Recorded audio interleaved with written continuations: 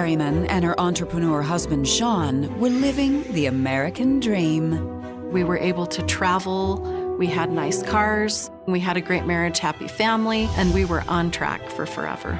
Sean was very, very smart on his feet, and he was ambitious. He made sure everybody had even more than they wanted. But behind the Merrimans' ritzy lifestyle was a devastating secret.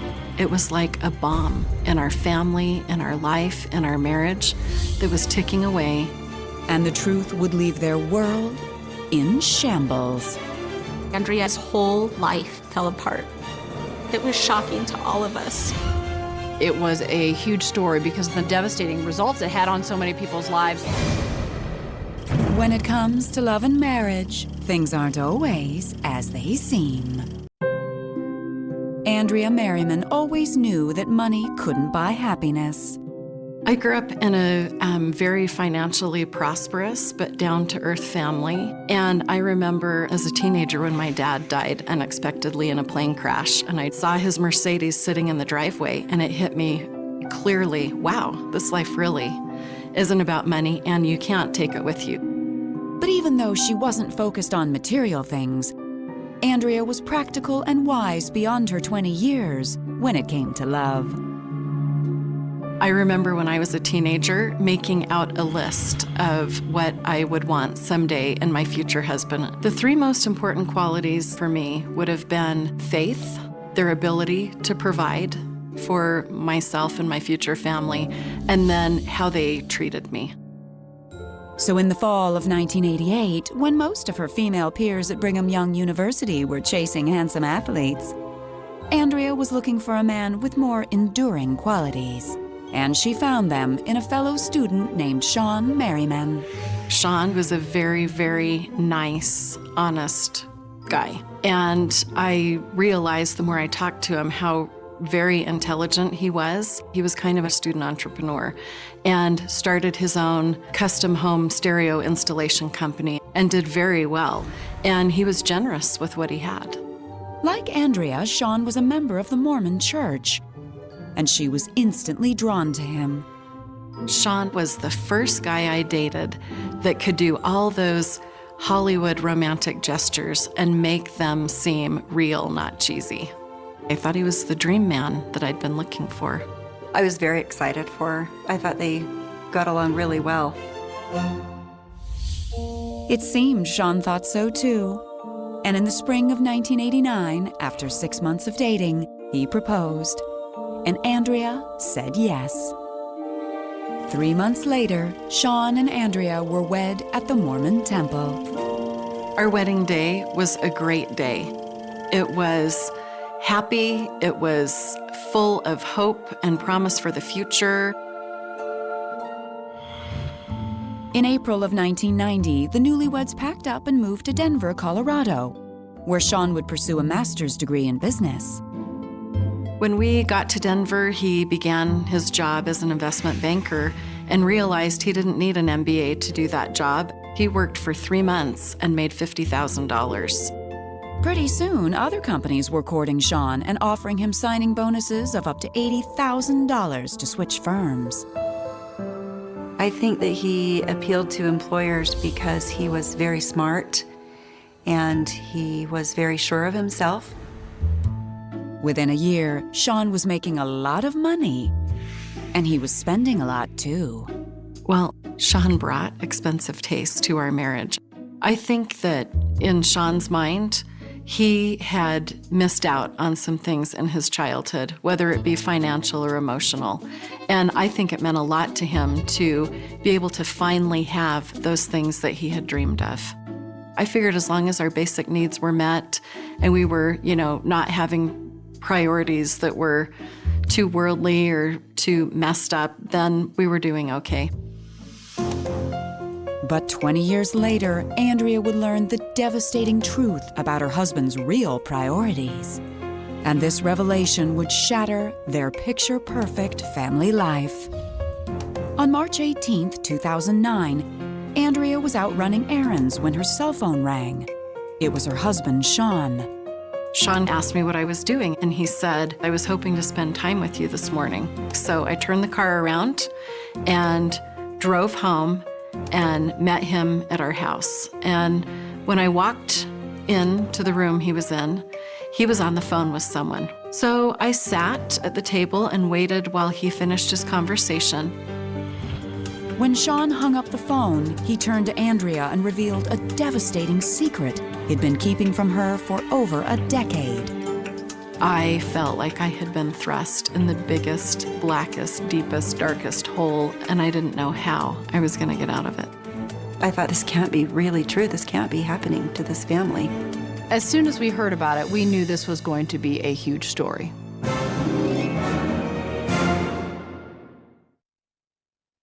In the spring of 1993, 16 years before a devastating secret destroyed her life, Andrea Merriman and her husband Sean were well on their way to building their American dream.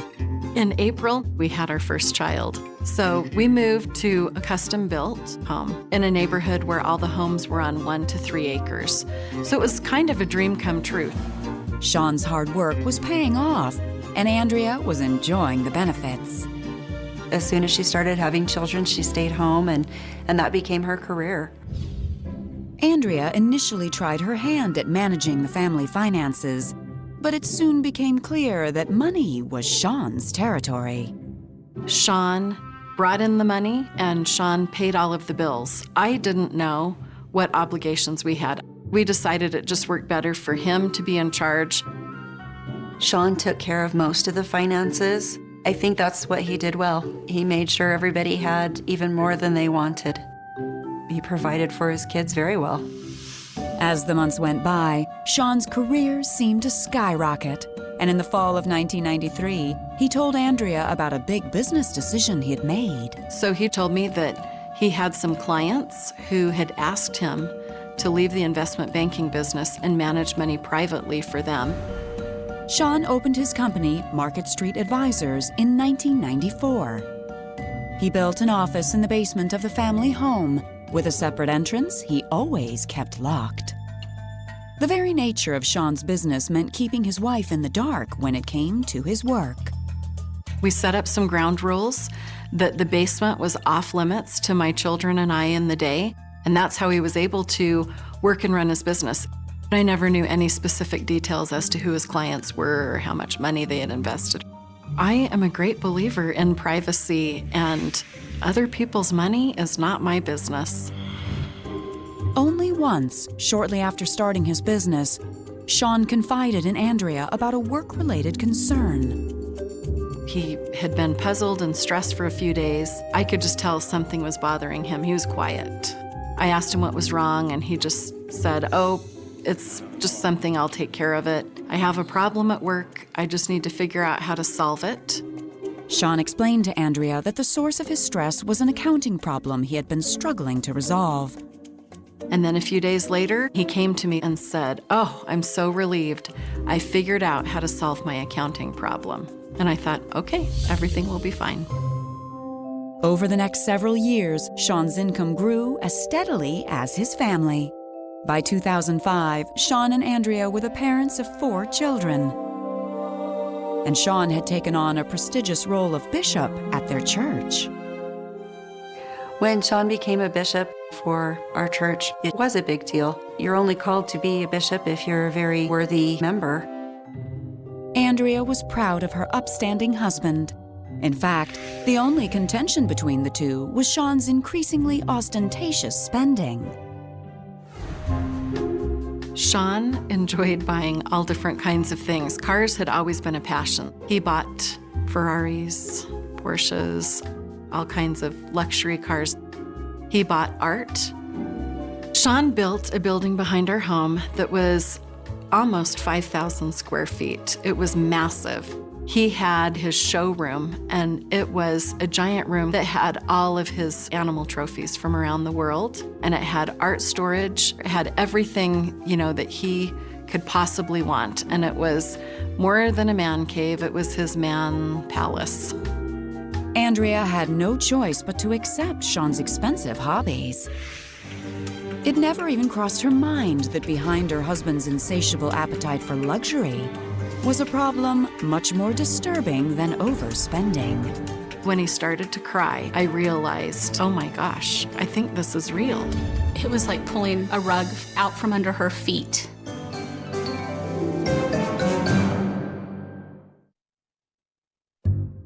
In the spring of 2005, Andrea Merriman was beginning to feel uncomfortable with her husband Sean's extravagant spending habits, even though Sean could very well afford his expensive tastes. Sean's business was continuing to do very, very well, and many people were approaching him to manage their money. I think he was at the height of his success. And even though Sean didn't discuss business with his wife, Andrea didn't mind giving him his privacy in that respect. My husband had a business, and he dealt in issues that were private and confidential, and he told me it wasn't my business, and I agreed that it wasn't my business, so it didn't bother me at all. But one day, when Andrea picked up Sean's open laptop to check her email, she was taken aback by his reaction. He was very uncomfortable with that and told me, "What are you doing? You shouldn't be on my computer." And I was so surprised that he reacted that way. I just looked at him and said, "I cannot believe you. You have so much privacy in your life. You know, you have your own cell phone, you have your own office, you have your own building. You could be living a secret life for all I know." And he looked at me and said, "You're right, I'm sorry." From that point on, Sean left his computer out in the open for Andrea to check whenever she wanted. Life for the couple carried on as usual, and Andrea was overjoyed when Sean told her he'd made the final mortgage payment on their house. I know that having her house paid off gave her a sense of security, that she would always have a home for her children. When Sean told me that our home was paid off, I was just happy.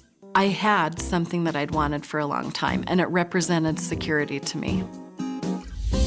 But by 2008, Andrea was feeling a little less secure in her marriage. Over the years, Sean's passion for material things had begun to overshadow his passion for his family. He spent more and more time away, buying art at auctions in London and shooting big game on safaris in Africa. He was gone too much. Andrea had no support. I didn't think it was fair for him to go off on those long things by himself, and it was all about him. On top of everything, when Sean was home, he seemed exceptionally cranky. Andrea chalked her husband's moodiness up to an ongoing IRS audit of his finances. At some point, the IRS decided to audit him, and it took all of 2008. And Sean was getting more and more worked up about it and angry about it. But when the audit uncovered nothing unusual, the Merrimans breathed a sigh of relief. Sean seemed to be back to his generous, good-natured self. And on March 13th, he sent Andrea off on a surprise trip to New York City with her girlfriends. He arranged a room for us at an amazing hotel and had a limo pick me up at the airport. And we went to shows and just had a dream vacation. While Andrea was away, she knew her husband Sean had been holed up in his office working his usual long hours. So when she returned home, Andrea was surprised to find their voicemail full of urgent messages. They were all for Sean. Then my cell phone started receiving calls for Sean, which I thought was interesting, and clients were calling saying, "We're trying to reach Sean, where is he?" I really didn't know what was going on, so I just figured maybe he had bitten off more than he could chew, and he was a little behind in returning phone calls. Andrea passed the messages on to Sean and went on with her routine. She thought everything was fine until March 18th, 2009. I was headed out to run errands, and Sean called me on my cell phone, and he said, "I was hoping to spend time with you this morning." And I thought, that's kind of odd. It should be a work day, but I figured I'd been out of town, life had been busy, and maybe he just needed to talk. So I turned the car around and drove home and met him at our house. And when I walked into the room he was in, he was on the phone with someone, which was not unusual. So I sat at the table and waited while he finished his conversation. So when he got off the phone, he sat down across from me at the table. Andrea was not at all prepared for the words that came out of Sean's mouth next. And he looked at me without emotion and said, "My company is a sham." Sean Merriman basically stole $20 million from investors. It's something that you see on TV. It's not something that you live through or watch other people live through. If you have a story of marriage gone wrong and would like to appear on this series, go to investigation.discovery.com. In March of 2009, Andrea Merriman's husband Sean sat her down and told her that the business he had been running for 15 years was a fake. He wasn't emotional. He wasn't angry. He didn't look devastated. He just seemed very normal as he sat across the table from me and told me. He said, "My company, Market Street Advisors, is a sham. All these years that you thought that I was running an investment company, I've actually been running a Ponzi scheme." I really didn't understand what a Ponzi scheme was, and he told me that he was taking money from investors and then using that to live on, as well as pay other investors as they withdrew money, and that in reality, he hadn't bought or sold a stock in many years. Sean told Andrea that he felt so guilty he had decided to turn himself in to authorities. All their possessions would be confiscated, and Sean knew he'd be going to prison. And I remember saying, "Well, at least the house is paid off." And he said, "No, you don't understand. Our house is gone, our cars are gone, everything is gone. You're left with nothing. I'm sorry, you're on your own." So I believed all along I was living in a paid-off home, but it wasn't. It was mortgaged, I just didn't know it. She went from having Rembrandt paintings on the wall to wondering how she was going to be able to feed her children dinner. Sean Merriman's downfall quickly became front-page news. Well, when the story broke after he turned himself in, it was a huge story in Denver because of the number of people that were impacted by it and the devastating results it had on so many people's lives. The Bernie Madoff story had been huge news, and so people were getting very familiar with the idea of a Ponzi scheme, but it felt very New York City, I think. And when it happened here in Colorado, it just took on a different meaning because it was happening close to home. As more information leaked out, it became clear that Sean had bilked friends, fellow church members, and even family out of $20 million. I had money with him that my mom had left me, and then it was gone. I felt like it was a betrayal of everything that we ever knew. I felt like we didn't even know him. Sean Merriman frauded people out of their life savings, out of their retirement. He told them he was investing money and that their money was growing, and he was spending the money instead. As Sean's elaborate web of lies continued to unravel, Andrea realized that she was right when she joked about him living a double life. She discovered the Ponzi scheme was Sean's solution to the minor accounting problem he encountered when he first started his business. Eventually, I thought back to the conversation early in his investment company career when he'd had a problem and then he had solved it and said, "Okay, everything's going to be fine." And everything wasn't fine. From that moment on, it was like a bomb in our family, in our life, in our marriage that was ticking away, and I never even knew it was there. Over the next 4 months, Andrea lived in agonizing limbo as Sean awaited his day in court, while still living at their family home. I found out in a moment that I was living with a stranger. He anticipated being taken into custody within 6 to 7 weeks. So I thought I had 6 to 7 weeks to find a job, find a place to live, and try to find a life for my children and I. In July of 2009, Andrea finalized her divorce from Sean, packed up her kids, and moved to Utah where she could start over. Single mom, 4 children, 2 dogs, no house, no money, no prospects. I had a lot of misperceptions about me. I felt that I was being judged. And you just come to a point where you have to let it all go. In December of 2009, Andrea watched from afar as Sean pleaded guilty to 1 count of felony mail fraud. 9 months later, on September 14, 2010, he was sentenced to 12.5 years in federal prison. We talked to victims outside the courtroom who really said that no number of years was going to feel right or okay because so many people lost everything they had. Today, Andrea Merriman is remarried and is a busy working mom, juggling 4 children and a public relations job. My life is very, very different now in many ways than it was when I was married to Sean. It's very, very different in the material aspect of things. Andrea always knew that money isn't everything, and now she is happily living her dream without it. We live in a small house. We drive old used cars. We don't go out to eat. We don't go out to movies. I mean, I don't have extras for anything, but it is a life that is equally as satisfying and equally as fulfilling.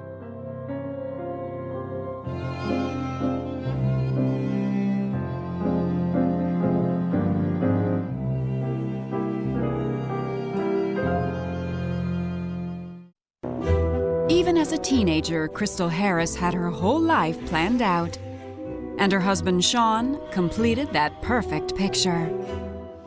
He was very athletic. He had a great smile. I just loved being around him. He'd make her laugh more than anybody. He was definitely her type. But there was darkness lingering behind Sean's piercing blue eyes. I said to her, "Get out of that house." And soon, Crystal would find herself in the fight of her life. This whole case was such a tragic, horrible situation. I just couldn't imagine this happening to any other woman.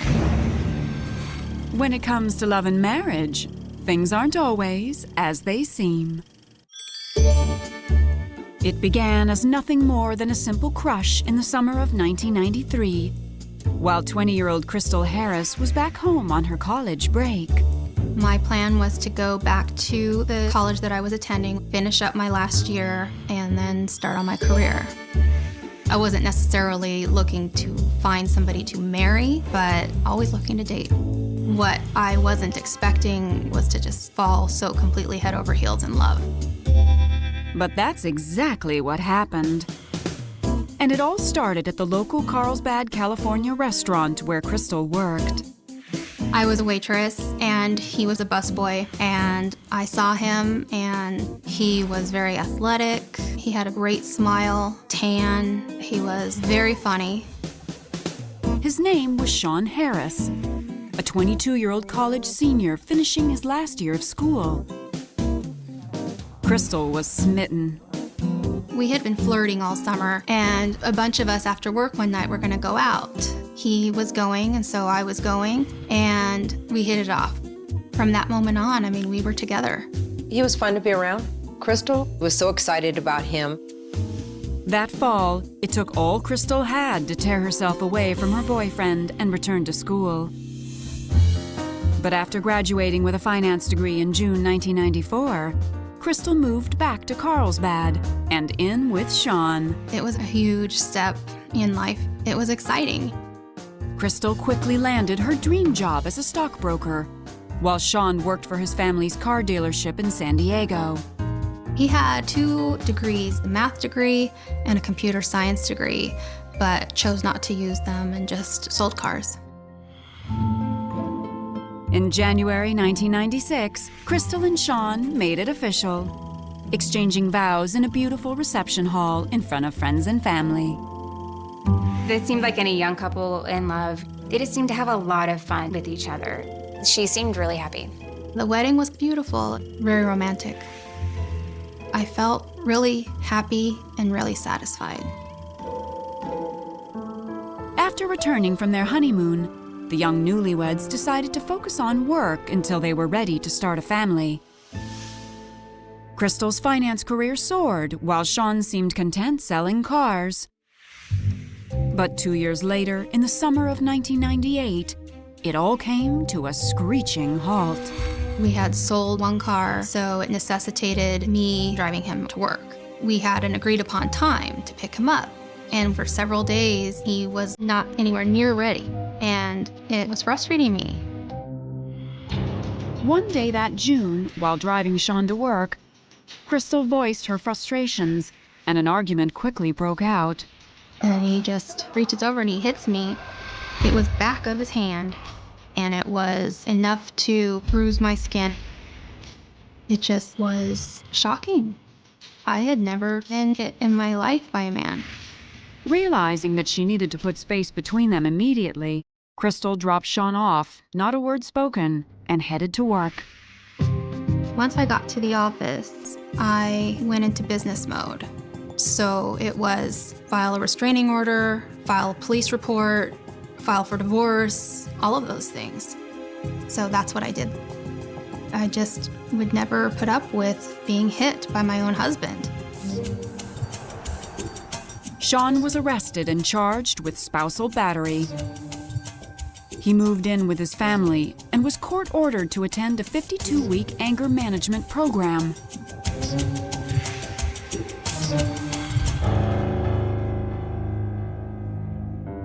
But just a few weeks later, Crystal was surprised when Sean's father reached out to her. His dad was telling me things like, Sean is all torn apart, he's already attending anger management classes. I remember his dad asking me, would it be okay if Sean talked to me? And I agreed. It wasn't long before Sean called, and Crystal couldn't deny her feelings for her husband. Sean was very remorseful. It seemed like we had a path to reconciliation through the anger management classes. I really did love him with all my heart. But Crystal would soon realize that she had made a terrible mistake. She was afraid of him. She was afraid of what he would do. His eyes, which are normally like very blue, they were black. It was scary.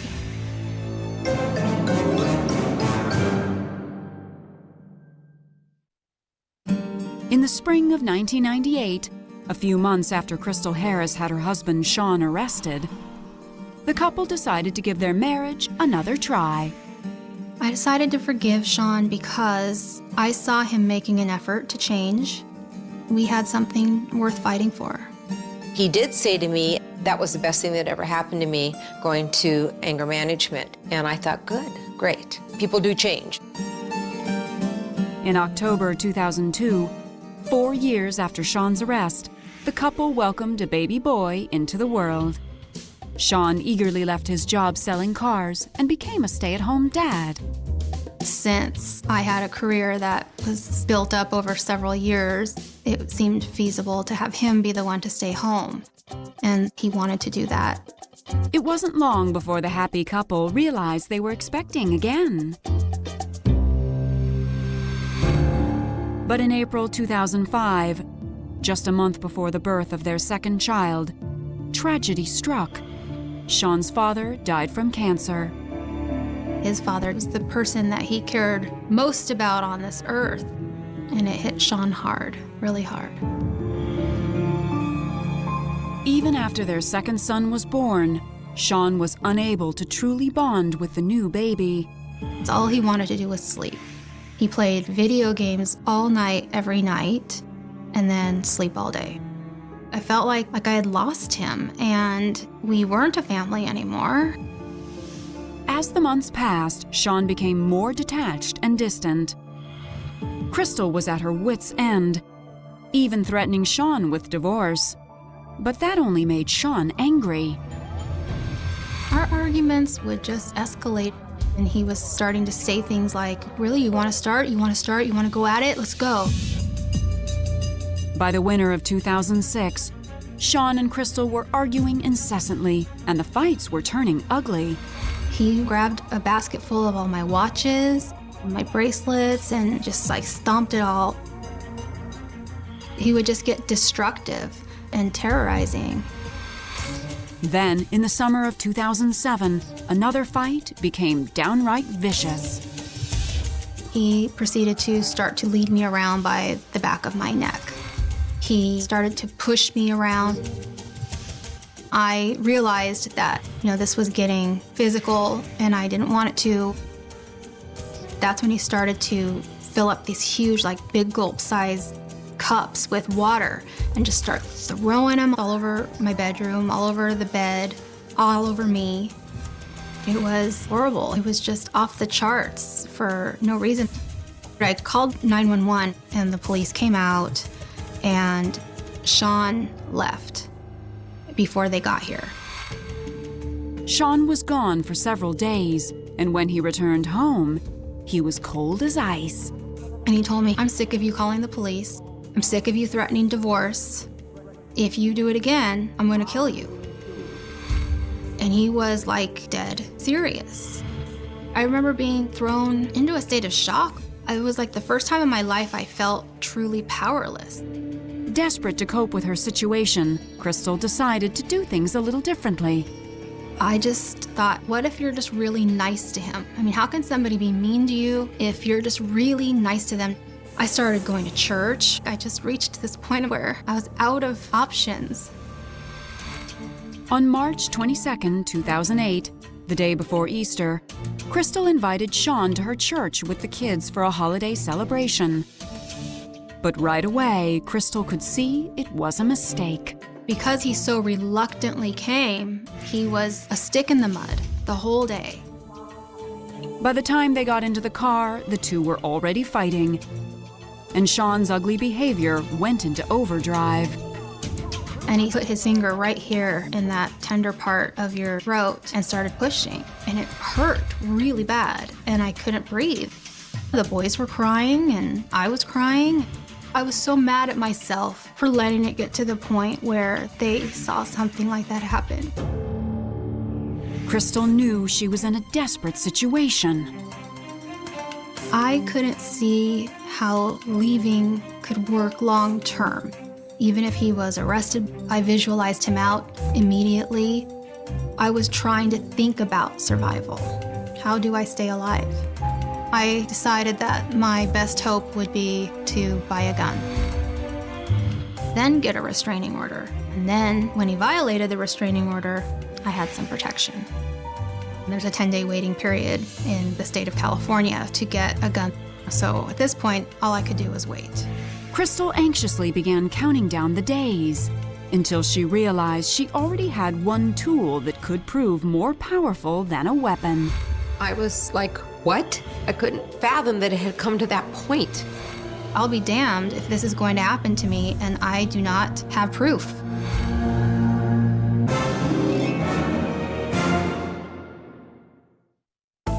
By March of 2008, Crystal Harris was so terrified of her abusive husband, Sean, that she put herself on a waiting list for a gun.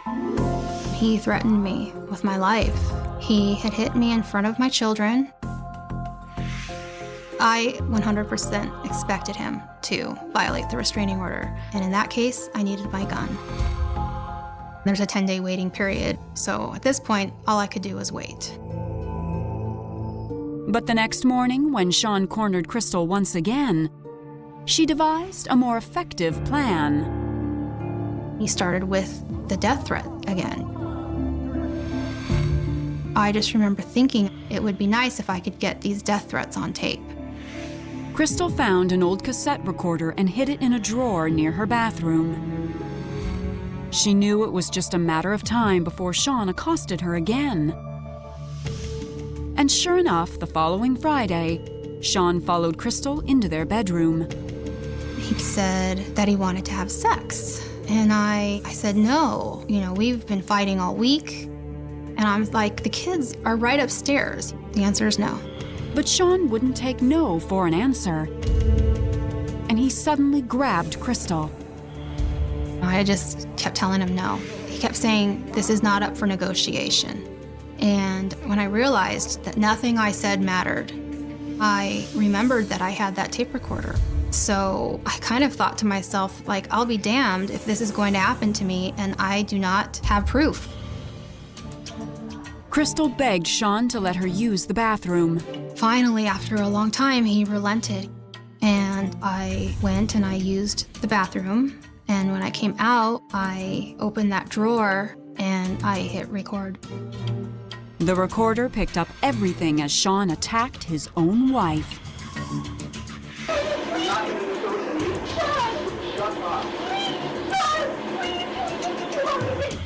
I protest too much if I yell and scream and say no. And he just choked me again and threatened me some more. He threatened to get a knife. It was horrible. I felt completely brutalized. Afterwards, Sean threatened Crystal once again before he left the room. Crystal felt like a prisoner in her own home, terrified and helpless, but that was about to change. On April 1st, 2008, around 6 p.m., Crystal came home from work, and Sean was waiting for her. He said, "Where have you been all day?" And I just said, "I was at work." And he's like, "Are you sure about that? Are you sure you're not lying about that?" And Sean came immediately behind me and put his hands around my neck and just started to choke me super hard. I thought I was going to die, and it was brutal and just like a real huge escalation. And his eyes, which are normally like very blue, they were black. Sean brutally assaulted Crystal.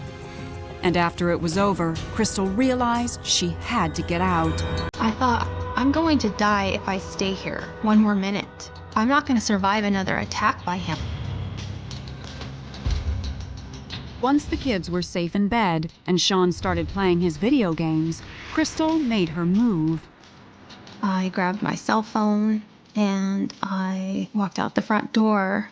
I went into some bushes and I was hiding, and I called 911. 911 emergency? I need the police at my house. My husband just choked me and raped me. Are you inside the house? I'm outside the house. He doesn't know I'm gone. We have dispatched police a few minutes ago. They're driving there as we're talking. Knowing she had Sean's first attack on tape, Crystal waited for police to arrive. She hoped the worst was finally over. But she had no idea one of the most difficult battles of her life was about to begin. It's disgusting, and it is just morally reprehensible. This whole case was such a tragic, horrible situation. If you have a story of marriage gone wrong and would like to appear on this series, go to investigation.discovery.com. The evening of April 1st, 2008, police with weapons drawn surrounded Crystal Harris's husband, Sean. Crystal had accused him of sexually assaulting her. They arrested him without incident. He invoked his right to silence from the get-go. Based on the tape and Crystal's statement, Sean was charged with forcible oral copulation, spousal rape, and sodomy. He would remain in jail while awaiting his trial. Bail was set at $250,000. After like about a year and a half in prison, his sister paid cash for his bail. That very day, I just grabbed the boys out of school and I took off for like a month. In June 2010, Crystal filed for divorce, and she had to face Sean once more, this time in family court, where she received some disturbing news. Because Crystal was the breadwinner of her family, California law dictated that she had to pay her estranged husband and accused rapist spousal support. The only exception in the law as it existed was if your spouse had tried to kill you. You don't have to pay them spousal support. And there were no other exceptions. The judge says instead of having to pay him $3,000 a month, which is what the regular computer numbers were, I could pay him only $1,000 a month. And that is what I have called the rape discount. Because he thought that since I was raped, I don't have to pay as much. Well, that is just morally reprehensible. You do not make a rape victim pay her own rapist. To add insult to injury, the judge also ordered her to pay $40,000 towards Sean's legal fees. I was horrified by the way that I was treated in the family court, and I told the judge this straight to his face. In August 2010, Sean was brought to trial. He took the stand in his own defense. Sean said it was all consensual. I had to cross-examine him with a straight face. On that audio tape, you can hear the anger. You can hear the threats. That wasn't acting, that was him. On September 13th, 2010, After 2.5 days of deliberation, a jury convicted Sean of forcible oral copulation. They were hung on the remaining charges of spousal rape and sodomy. I think that shows how tough it is to have conclusive evidence of a crime, particularly a sex crime, between spouses. So I was relieved, but I was really angry. I don't feel like I've got justice in a way. On January 24th, 2011, Sean was sentenced to 6 years in prison and was forced to register as a sex offender. That December, Crystal's divorce from Sean was finalized, but she wasn't done fighting. In March of 2012, Crystal took her outrage over her rape discount straight to the California State Capitol, where she lobbied the legislature to change an unjust law. The law already says if your spouse has been convicted of attempted murder or solicitation of murder, that they do not have to pay attorney's fees or alimony. And we're just broadening that existing law to include violent sexual crimes. It's not right that that should ever happen to any other woman. Now on her own, Crystal remains focused on providing her children with a safe and loving home. The kids and I are doing pretty good. It's not easy being a single working mom, that's for sure, but our life now is much more peaceful and we're happy.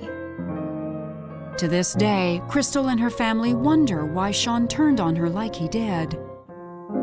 He saw my sister as a strong breadwinner for the family, and he was in this atypical role of the stay-at-home father, and I think it all just culminated of him having to assert his manliness over her in the way that he did.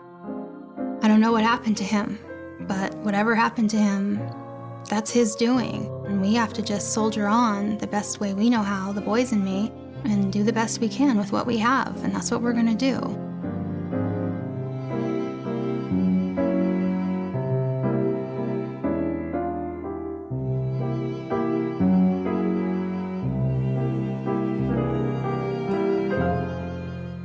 It begins with a sound no one remembers clearly anymore. A dull impact swallowed by wind or air, somewhere between a passing train horn and the hum of streetlights buzzing awake. A sound that did not belong to anything ordinary. The kind of noise that slips through a neighborhood and leaves people uneasy without knowing why. Chicago in 1992 was a city that had learned to live with unease. Sirens were part of the soundtrack. Headlines bled into one another. Violence was familiar enough to be ignored until it wasn't. On a narrow stretch of road on the south side, just after midnight, something happened that never made sense. Not then, not later, not even decades after the case went cold. A moment that would rot quietly in police files and community memory alike. Waiting. The street was dim, sodium lamps casting orange halos that barely touched the pavement. Snow from earlier in the evening had been pushed into gray ridges along the curb. A payphone stood near the corner, its receiver dangling, swaying slightly in the wind, clicking softly against the metal housing. This was where the night fractured. A car was found idling, driver's door open, engine coughing in protest. Inside, the radio still played. A late-night talk show murmuring into emptiness. There was no driver, no blood on the seat, no sign of a struggle anyone could agree on. Just the quiet certainty that someone had vanished into the dark. The missing man's name would appear in the paper the next morning, then again a week later, then not much at all. He was 32, worked irregular hours, known to most as reliable, quiet, forgettable in the way many people are until they're gone. His family described him as cautious, the kind of person who locked his doors twice and called when he said he would. Friends said he wouldn't just walk away. Detectives wrote voluntary disappearance in pencil, then erased it, then wrote it again. Chicago had seen people vanish before, but something about this one felt wrong from the start, like a sentence missing its ending. The initial investigation moved fast, then stalled just as quickly. Officers canvassed nearby buildings, knocked on doors, asked about gunshots, screams, anything out of place. Residents shrugged, offered half memories. Someone thought they heard arguing. Someone else remembered tires squealing. Another swore there was nothing at all. Just the usual noise of the city. No witnesses stayed consistent. Surveillance cameras were rare, grainy, unreliable. The payphone had been used dozens of times that night. No useful fingerprints. No clear timeline. The car was impounded, searched inch by inch, then returned to the family, empty as it had been found. As days passed, then weeks, the language shifted. Missing became possibly deceased. Hope thinned but did not break. Detectives followed leads that dissolved on contact. A sighting near a bus station, a rumor of a fight at a bar, a tip from an anonymous caller who never phoned again. Each lead promised clarity. Each delivered nothing. The case file grew heavier, thicker with paper but lighter on truth. The phrase cold case was not written yet, but everyone felt it forming. Chicago in the early 90s was a city under pressure. Homicide units were overwhelmed. Cases competed for oxygen. If a body appeared, resources flowed. If it didn't, attention drifted. This disappearance existed in an uncomfortable middle space, not dramatic enough to demand urgency, not clean enough to close. The family learned to read detectives' faces, to hear what wasn't being said. Phone calls slowed. Updates became vague. Eventually, silence. Years passed, and the neighborhood changed. Buildings were renovated, then abandoned again. The payphone was removed. The streetlight was replaced with a brighter one that cast a colder glow. New residents moved in, unaware they were stepping over the footprint of an unanswered question. The missing man's mother kept his room the same for a long time, then changed it slowly, reluctantly, as if each moved object was an admission of defeat. Birthdays came and went. Holidays arrived with an empty chair that no one mentioned directly, but everyone felt. The case officially went cold without ceremony. No press conference, no final report, just a transfer to storage. A cardboard box labeled with a date and a name. Detectives retired. Notes written in shorthand lost their meaning. The city moved on, but cold cases don't disappear. They linger, fermenting in the dark, absorbing speculation, growing heavier with time. Every few years, something would stir it again. A body found elsewhere. A confession in another case. A new detective with fresh eyes.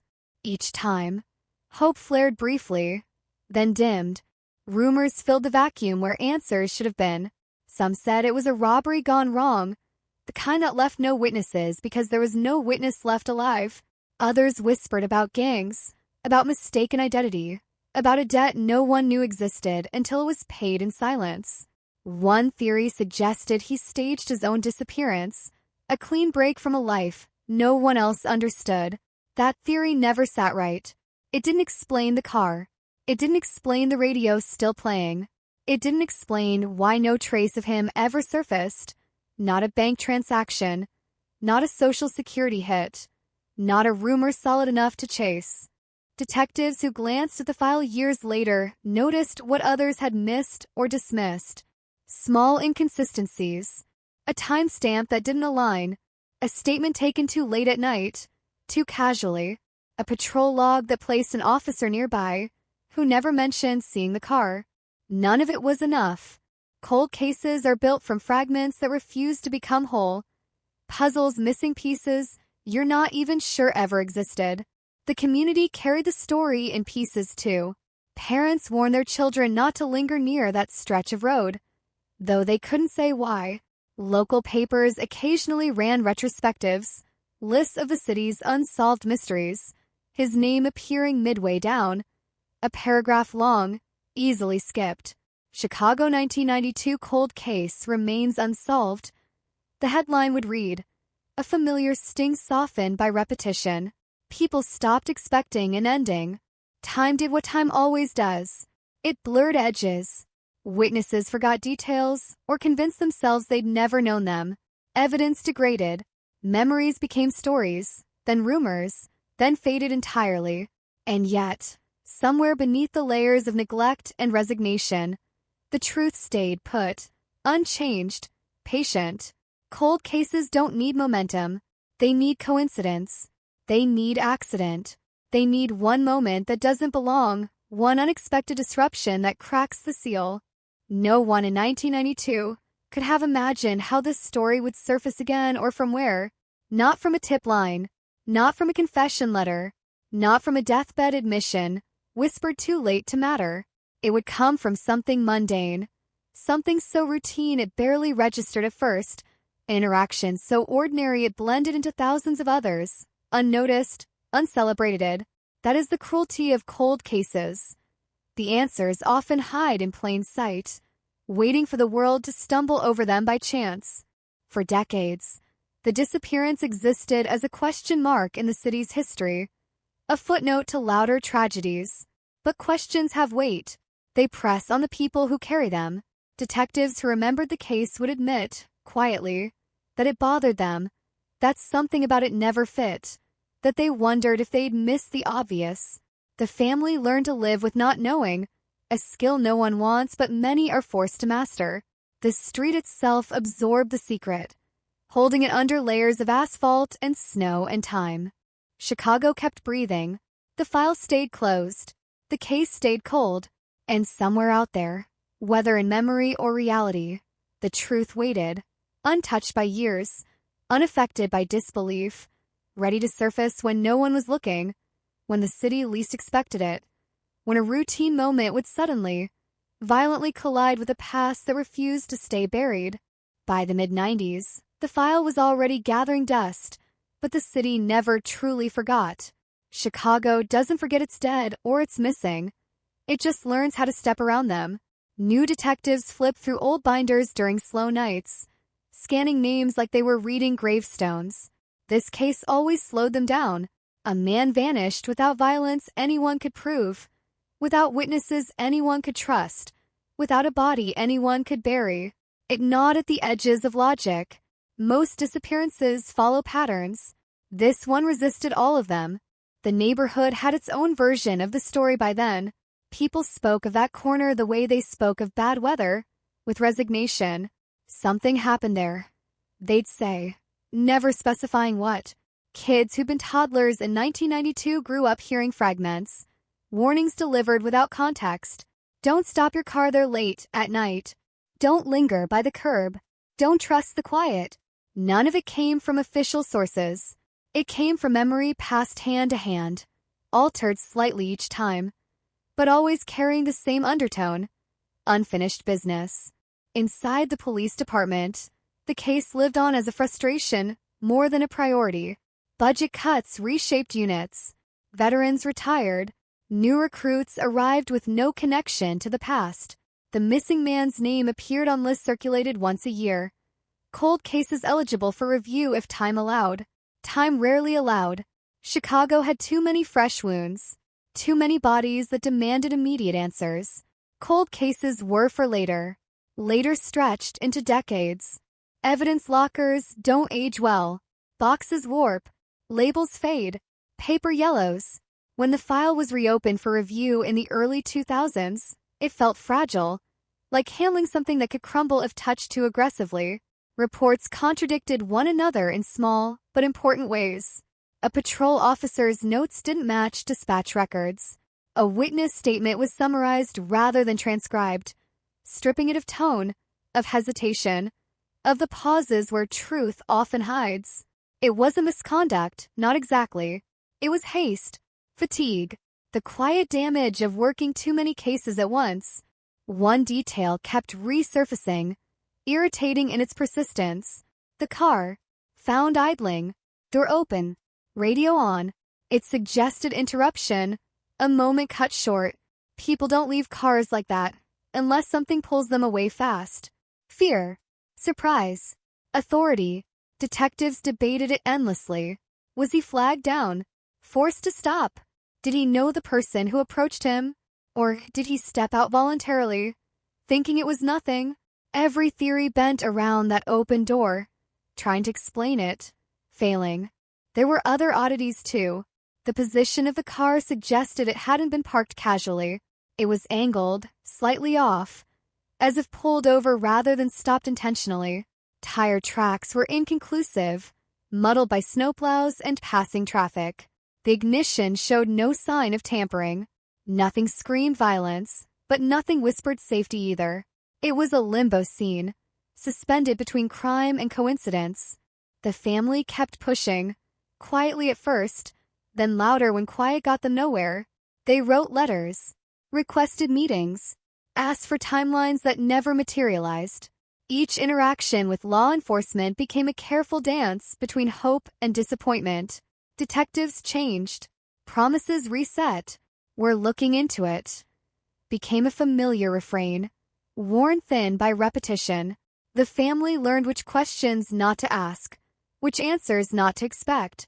Years later, a new detective took a personal interest, not because of a breakthrough, not because of political pressure, but because the case bothered him in a way he couldn't articulate. He'd grown up on the South Side. He knew that stretch of road. He knew how things worked there in the early 90s. He also knew how they didn't. Something about the original assumptions felt off. The case had been treated like a disappearance when it behaved like an abduction that left no mess. He reread every report slowly, deliberately, like a man reading between lines written by strangers long gone. Patterns emerged where before there had only been noise. The timeline tightened. The window narrowed. He noticed how often the word routine appeared in the reports, as if labeling something routine made it harmless. Routine patrol, routine stop, routine night. Routine explanations have a way of hiding extraordinary truths. The detective tracked down witnesses who were now decades older, if they could be found at all. Some refused to talk. Some couldn't remember. Others remembered too much. Memories reshaped by time and rumor. One man recalled flashing lights, though he wasn't sure if they were police. Another remembered a uniform, but couldn't say whose. A woman insisted she heard someone say, "Just step out of the car." A phrase so ordinary it sounded meaningless, yet it stuck with her for years. That phrase echoed in the detective's mind. Just step out of the car. It was the language of authority. Calm, controlled, non-violent on the surface. It fit the scene too well. It explained the open door, the idling engine, the lack of struggle. It suggested compliance. It suggested trust, or at least submission. It suggested a moment where resistance hadn't yet entered the equation. But if that were true, if authority was involved, then where did the trail go? Official records showed nothing. No arrest, no incident report, no mention of a stop at that location, matching the time. Either it hadn't been documented, or it hadn't been official. Both possibilities were disturbing in their own ways. The detective followed another thread, one previously dismissed as coincidence. A series of complaints filed in the early 90s against an officer whose name appeared nowhere in the original case file, but whose patrol area overlapped the scene. The complaints described intimidation, unauthorized stops, aggressive behavior that stopped just short of provable misconduct. None had stuck. Internal affairs closed them quietly. The officer stayed on the force, his record technically clean. It wasn't evidence, not even close. But cold cases aren't solved by evidence alone. They're revived by questions no one thought to ask at the right time. The detective wondered what that officer had been doing that night. His patrol log placed him on duty. His route passed within blocks of the scene. He'd reported nothing unusual. That, too, could mean nothing. Or it could mean everything. The trail went cold again, predictably. The officer had retired, moved away. Records were incomplete. Memories unreliable. The detective hit the familiar wall every cold case hits eventually. The point where persistence collides with reality. He filed notes, flagged the case for further review, and then, like so many before him, he was pulled away by newer, louder crimes. Time kept moving. Technology advanced. Databases merged. Old records were digitized, searchable in ways they never had been. The case sat dormant, waiting for the world to change enough to accommodate its truth. Cold cases don't age alone. They age alongside systems that may one day be capable of handling them. Somewhere far from that South Side street, the missing man became a ghost people referenced without knowing his face. A statistic, a story, a warning. His family aged. Some died without answers. Others learned to live with the ache. Sharp but familiar, the city piled new stories on top of the old, burying it deeper, but never completely. And then, decades later, on a night that looked like any other, a set of flashing lights cut through traffic, initiating a stop so ordinary it barely deserved a second thought. Paperwork, questions, a name entered into a system far more interconnected than anything that existed in 1992. A routine moment, logged automatically, time-stamped precisely, indifferent to history. The kind of moment that happens thousands of times a day. No one involved knew at first that the past had just exhaled, that a cold case, frozen in the assumptions of another era, had found the fracture it needed, that the truth, patient and unyielding, had finally found a way to surface, not through intention or confession, but through chance, the most dangerous ally of all. The stop itself looked like nothing, 2 lanes of traffic easing to the shoulder, the soft crunch of tires over gravel, the red and blue lights painting brief color across passing faces that would forget the moment almost instantly. The officer followed protocol, hands steady, voice neutral, license, registration. The driver complied, movement slow, practiced, the choreography of compliance perfected over years of repetition. A name was spoken aloud, then entered into the system, letters clicking into place one by one. Indifferent to the weight they carried, the computer hesitated, not long enough to raise suspicion, just long enough to feel wrong. Then it returned something unexpected, a quiet anomaly buried in a sea of routine alerts. The officer glanced again at the screen, then at the driver, then back to the screen. The name wasn't common. It wasn't rare either, but it was familiar in a way that tugged at memory, a half-remembered echo from training modules and outdated bulletins. The system flagged a connection, not a warrant, not an active case, but a historical note, a reference point that didn't belong in a modern traffic stop. A cold case. Chicago. 1992. Missing person. Unresolved. The officer said nothing at first. He'd seen database ghosts before, artifacts of old cases that never quite died. Most were meaningless, but something about this one prompted a pause, a second look. The birth date matched. The place of origin matched. Too many small details aligned too neatly to ignore. He excused himself, returned to his patrol car, and radioed it in. His tone still calm, still procedural. Unaware he was standing on the edge of a decades-old fault line. Dispatch took longer than usual. Supervisors were notified. Someone pulled an archived file from a digital vault, a scanned copy of paper that once sat in a cardboard box labeled and forgotten. The missing man's name appeared again, sharp and unmistakable, connected now to a living, breathing person sitting on the shoulder of a highway, drumming his fingers against a steering wheel, waiting for permission to go on with his night. The realization didn't arrive all at once. It crept. Could this be a coincidence? A clerical error? A data mismatch? Cold cases are fragile things. They've been misled before by false hope. But the more they checked, the tighter the circle became. Fingerprints were requested. The driver protested mildly. Confused but not alarmed. He had nothing to hide, he said. He'd done nothing wrong. That much, at least, appeared to be true. When the prince came back, the room went quiet. Not with shock, not with celebration, but with a kind of reverent stillness reserved for moments that rewrite the past. The fingerprints matched those taken decades earlier, not from a crime scene, not from an arrest, but from an employment background check the missing man had completed years before he vanished.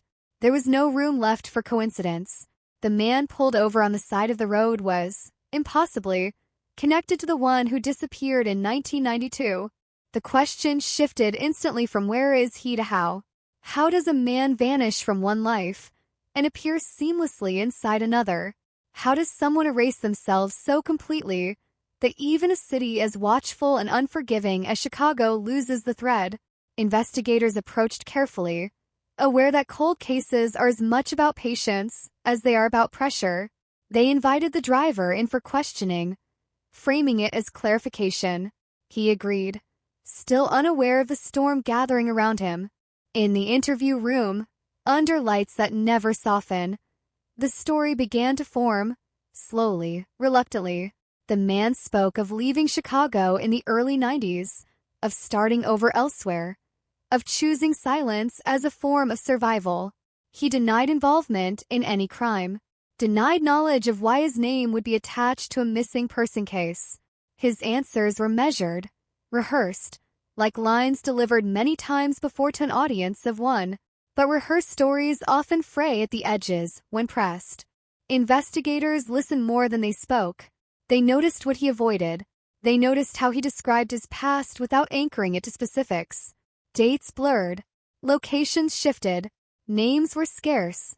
When asked directly about the night he vanished, he hesitated just long enough to matter.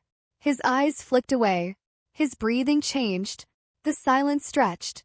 Cold cases live in those silences, in the microseconds where truth considers whether it's safe to emerge.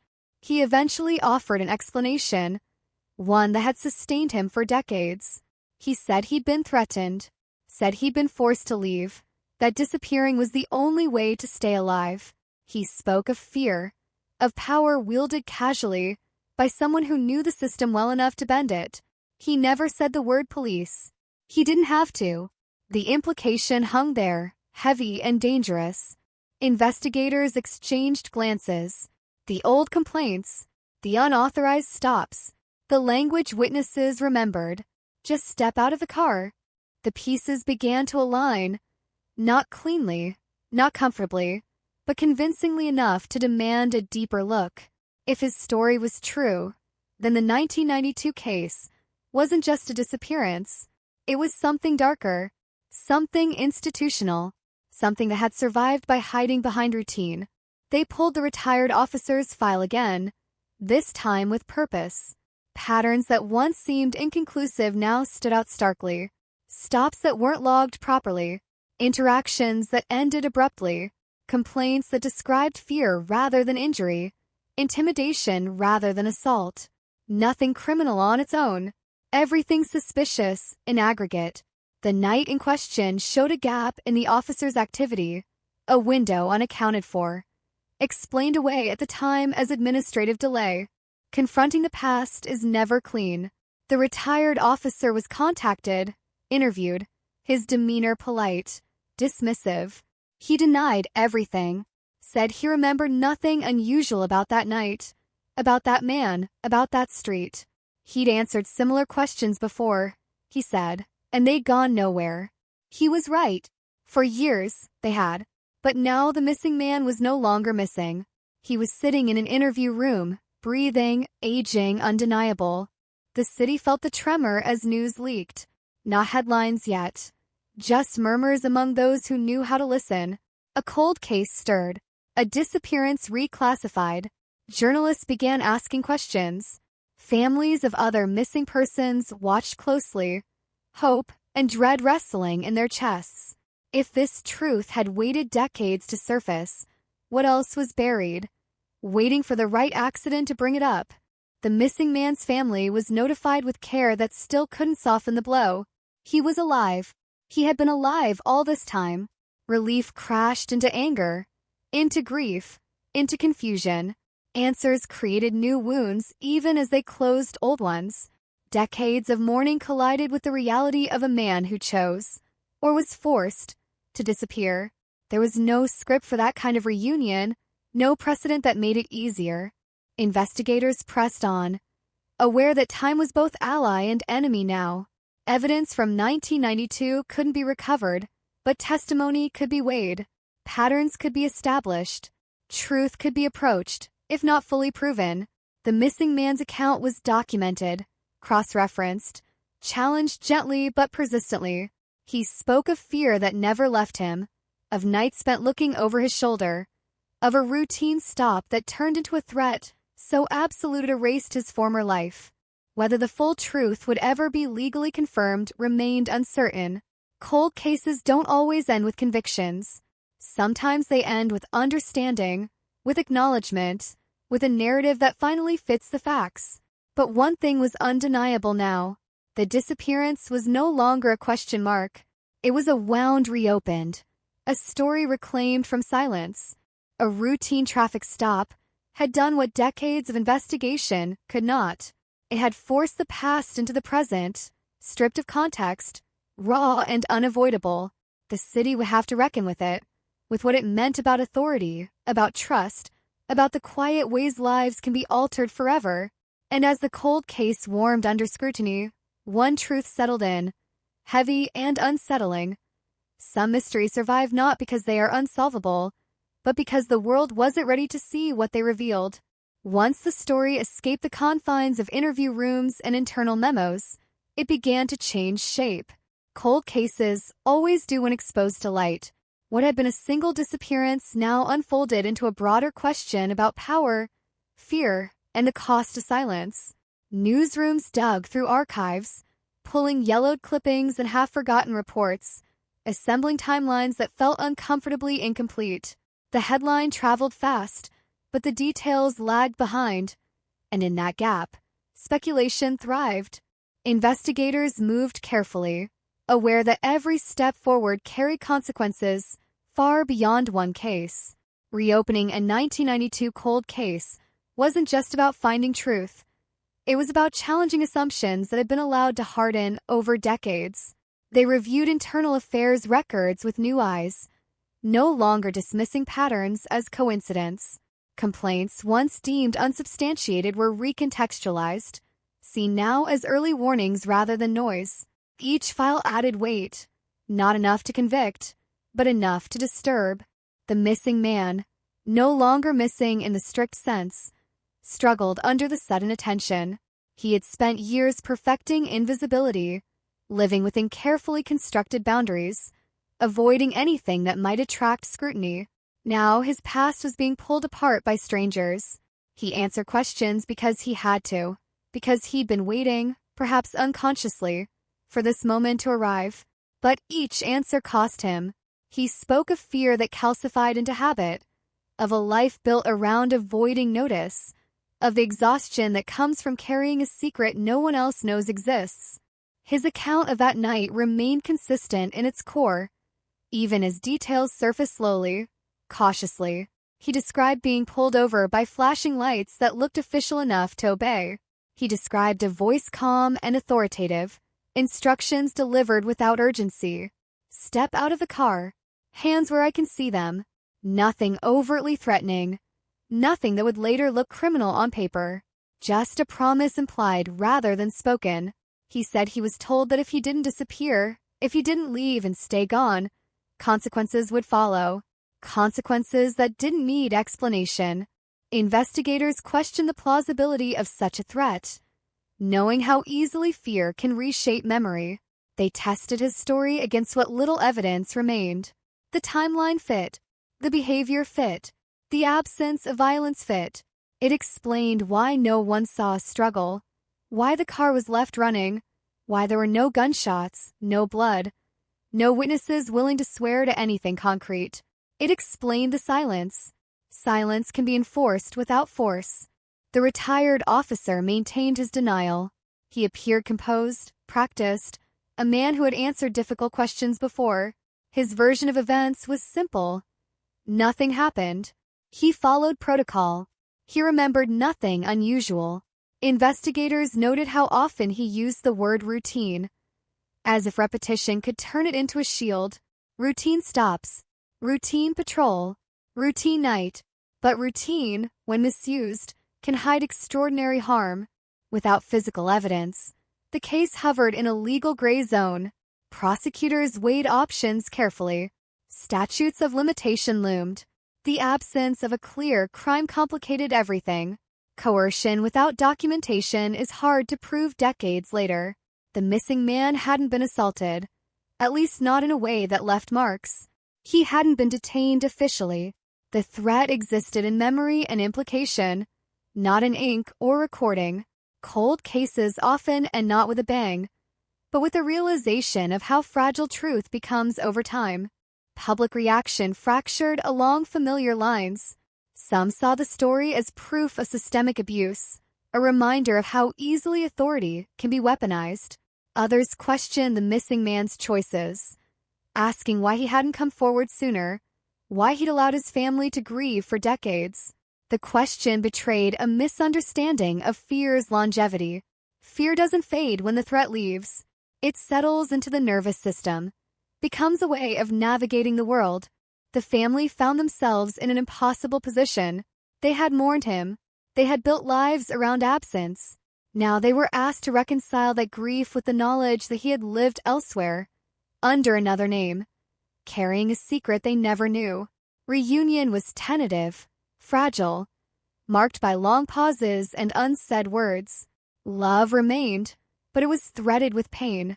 Cold cases don't just reopen files. They reopen wounds people thought had scarred over.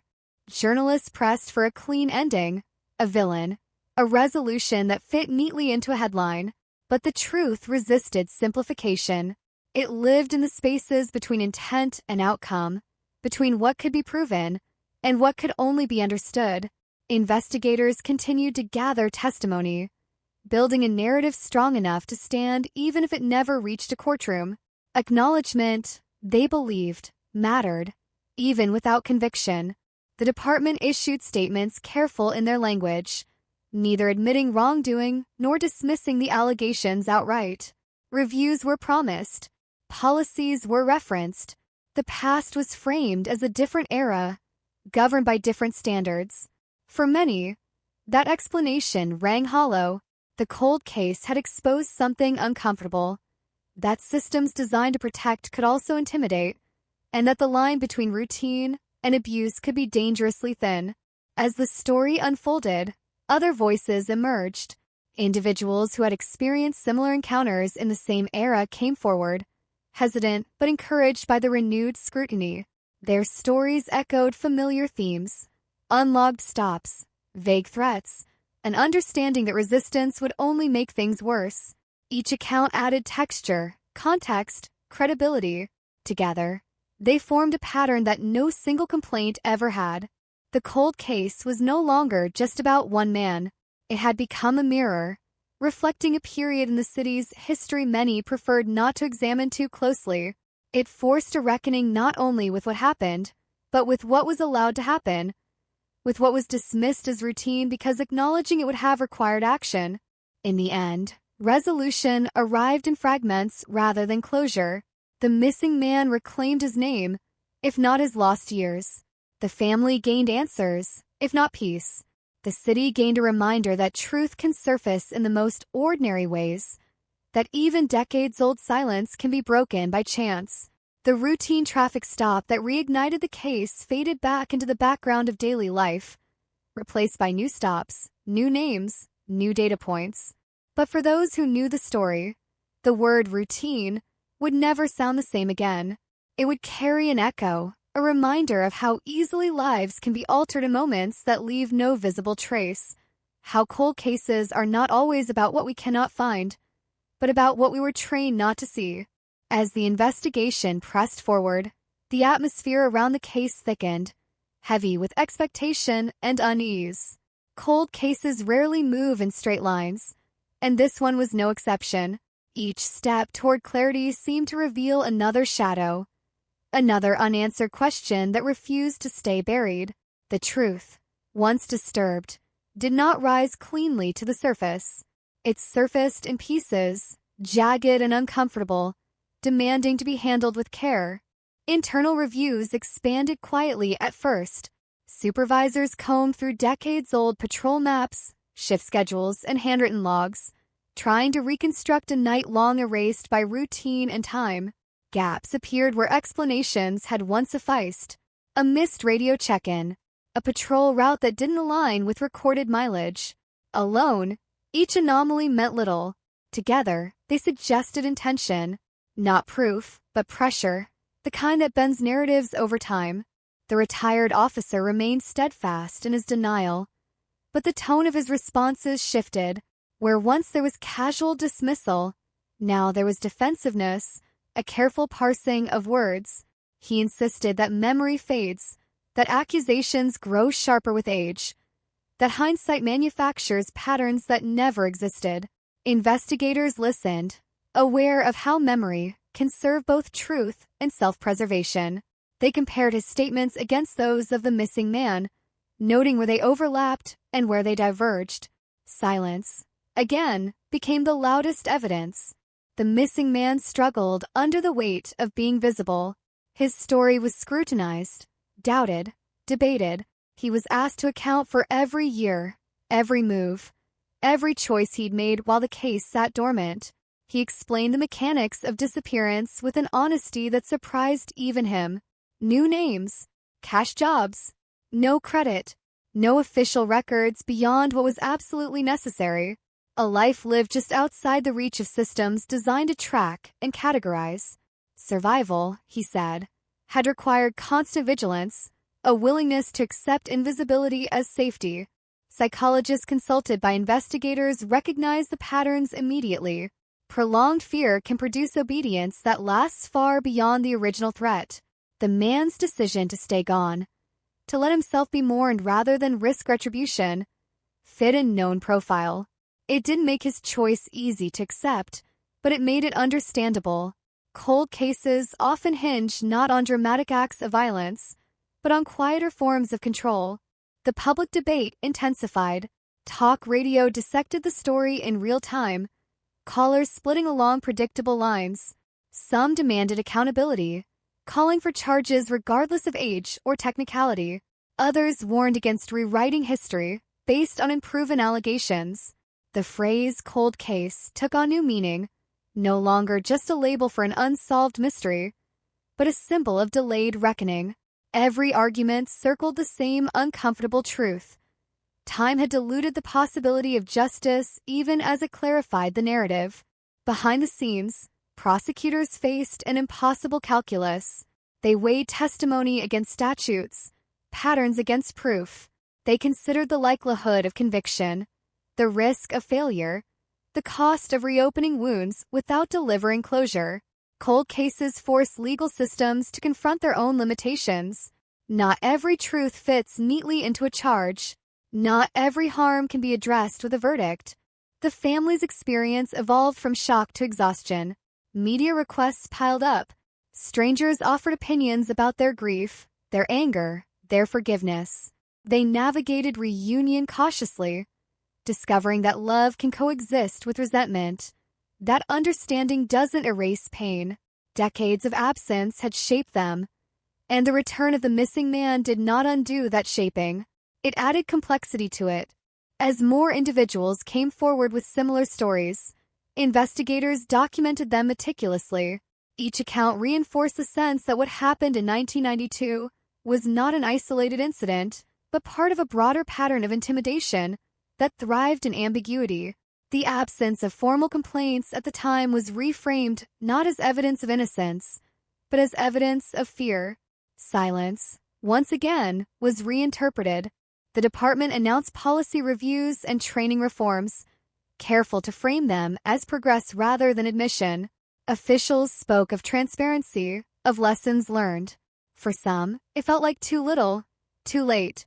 For others, it was a rare acknowledgement that the system could evolve. Cold cases don't just solve crimes, they expose structures, revealing where safeguards failed and why. The missing man faced a decision he'd avoided for decades, whether to fully reclaim his old identity or continue living under the one he'd built. Both carried risk, both carried loss. He spoke of feeling caught between two lives, belonging fully to neither. The past demanded recognition, the present demanded caution. There was no roadmap for returning from a disappearance that had become legend. As the case neared its official conclusion, investigators prepared a report that read less like an accusation and more like a confession of institutional blind spots. It acknowledged what could not be proven and what could no longer be ignored. It reframed the cold case not as a failure of effort, but as a failure of imagination, an inability to conceive that harm could occur without visible violence. The report closed the file in a technical sense, but the story refused to end. It lived on in conversations, in policy debates, in the uneasy awareness that routine moments carry extraordinary power. The traffic stop that reignited the case faded into anonymity, its officer returning to daily duties, unaware of how deeply that ordinary act had cut into the past. Chicago absorbed the lesson slowly. Cities always do. The cold case left behind no dramatic arrest, no courtroom climax. It left something quieter and more persistent. A reminder that truth doesn't always announce itself, that sometimes it waits patiently for decades, hiding in the most unremarkable places, until chance and technology conspire to finally bring it into the light. After the file was officially closed, something unexpected happened. Instead of fading, the case grew heavier in the city's consciousness, as if resolution had given it mass. Cold cases are supposed to cool the longer they sit, but this one burned differently. It lingered in conversations between officers after shift change, in law school classrooms dissecting ethical gray zones, in quiet living rooms where families of other missing people stared at the news and wondered what their own silence might be hiding. Inside the department, the case became a reference point, spoken of indirectly, rarely named outright. New training materials emphasized documentation, body cameras, accountability. Routine was no longer treated as harmless by default.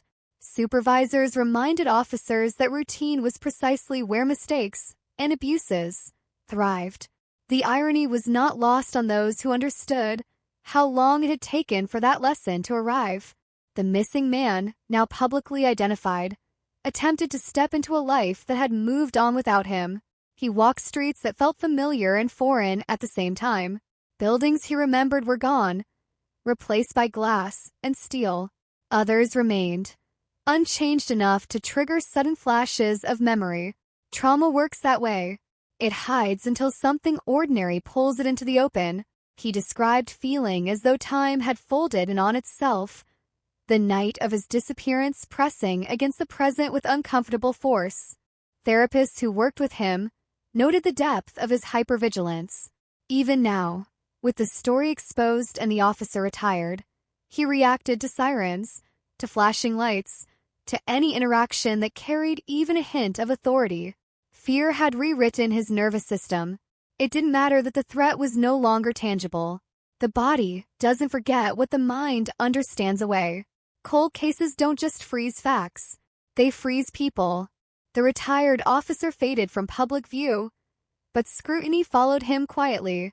His legacy was reassessed, not only through this case, but through the lens of every complaint, every ambiguous stop, every unexplained decision. Former colleagues avoided discussing him openly. Some defended him, others admitted, in guarded tones, that there had always been rumors, always a sense that he pushed boundaries. The truth, whatever its full shape, was now inseparable from the questions raised. Legal scholars debated the case's implications. Could coercion without paperwork be prosecuted decades later? Where did accountability end when systems themselves had enabled silence? The cold case became a study in limitation, illustrating how justice often depends less on truth than on timing. Had the same story surfaced months after the disappearance, outcomes might have been radically different. Time had not just obscured evidence, it had protected those who benefited from ambiguity. For the family, life settled into a new, uneasy normal. The missing man was present but altered, carrying years of survival habits that didn't dissolve overnight. Conversations stalled where shared history should have been. Grief lingered, transformed but not erased. They learned that answers do not restore what absence took. Cold cases promise resolution, but resolution rarely delivers relief. Other families began contacting investigators, asking for reviews of their own unsolved cases. Not all were connected. Most led nowhere, but the willingness to ask, to question old conclusions, marked a subtle shift. The system, once content to let cold cases sleep, found itself prodded awake by public insistence. One case had cracked the illusion of finality. The media cycle moved on, as it always does, but the phrase routine traffic stop retained an edge. It appeared in opinion pieces, in policy discussions, in late-night monologues stripped of humor. People began to understand that routine is not neutral. It is a context, a cover, a place where power can operate without scrutiny. The cold case had transformed an everyday phrase into a warning. In quieter moments, investigators reflected on what had almost been missed. If the database hadn't been updated, if the officer on that highway hadn't paused, if the system hadn't flagged a decades-old note instead of burying it, chance had done what diligence had not. That realization unsettled them. Justice, they realized, had arrived by accident. The missing man was asked, repeatedly, if he felt free now. The question frustrated him. Freedom, he said, wasn't a switch you flipped once danger passed. It was a gradual loosening, a learning process. Some nights he slept well, others he didn't. The past still knocked without warning. Cold cases don't end when files close. They echo. Chicago continued to absorb the story in fragments, fitting it into its long catalog of complicated truths. This city had seen corruption before. It had survived worse. But this case cut differently because it didn't rely on spectacle. There was no body, no chase, no dramatic arrest. Just a man who disappeared because he believed he had to, and a system that never noticed. In the end, the case left behind an uncomfortable lesson. Not that every routine stop hides a secret, but that any routine can, if left unchecked, become a blind spot. The cold case was solved in the narrowest sense, its central mystery answered, but its implications remained unresolved, stretching forward into a future that would be shaped, quietly, by the questions it forced people to ask. And somewhere on a Chicago highway, traffic continued to slow and pull over, drivers complying automatically, trusting the ordinary.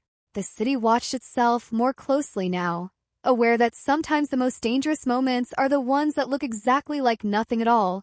With time, the case stopped being treated as an exception and started being treated as a warning.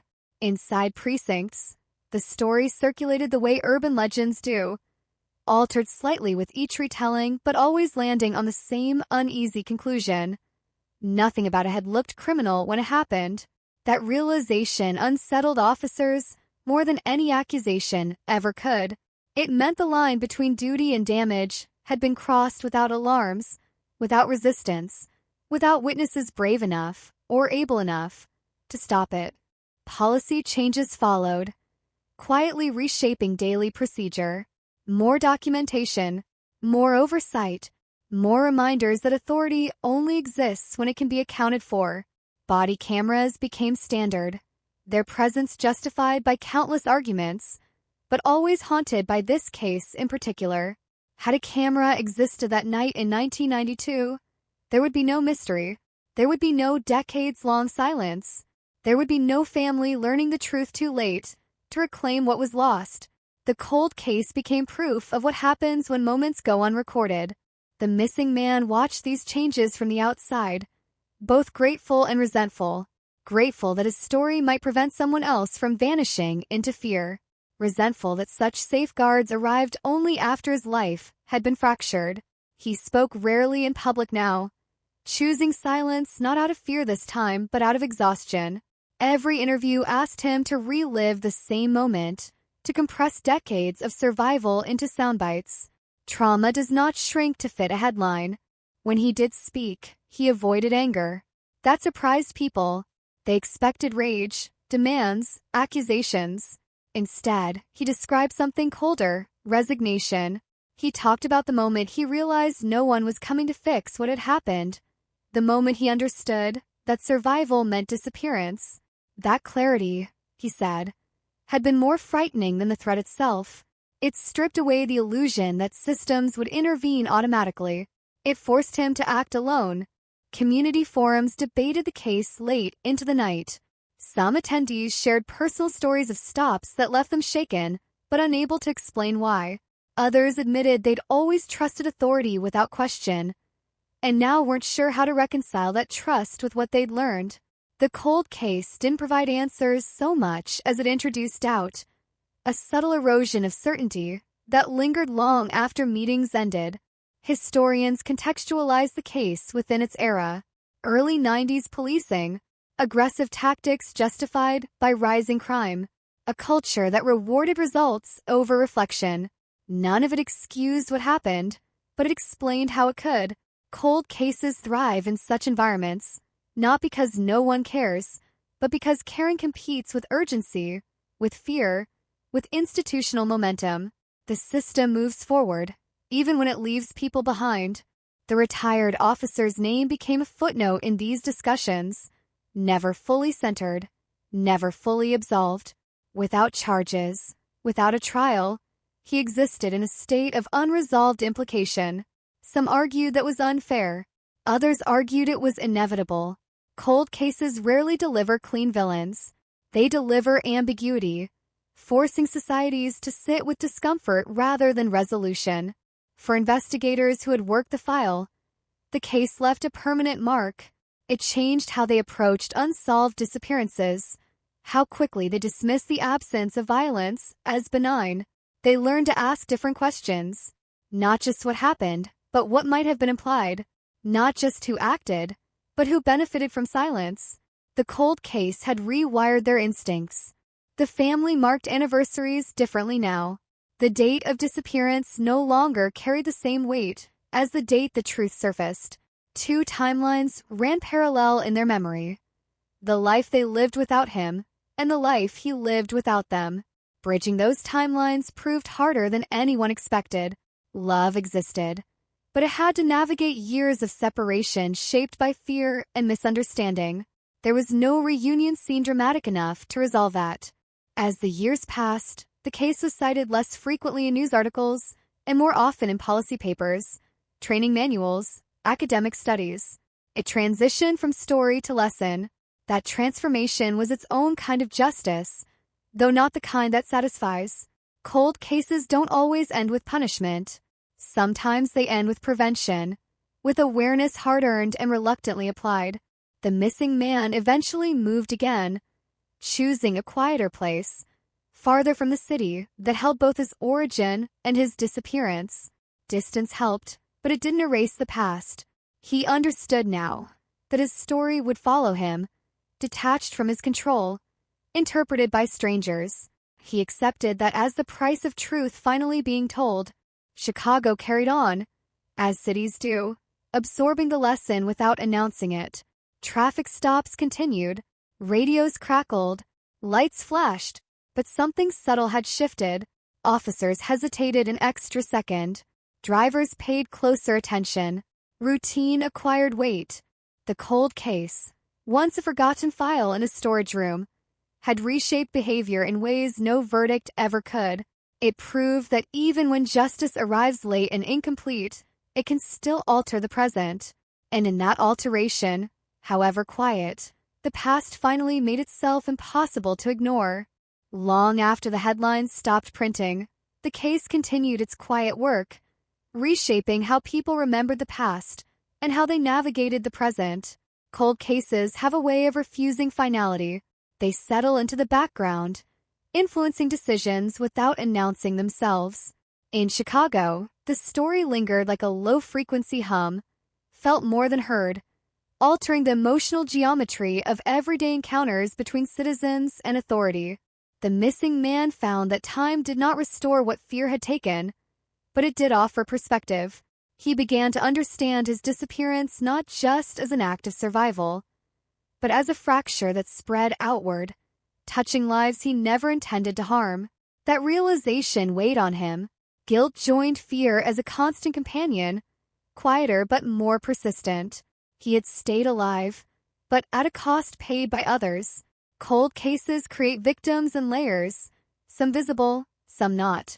Investigators who revisited similar files noticed subtle shifts in their approach. They no longer rushed past inconsistencies simply because they lacked immediate payoff. A missing log entry mattered now. An unexplained delay mattered. A witness who said, "I don't know," mattered. The Chicago 1992 cold case had taught them that absence is not neutrality. Silence is rarely empty.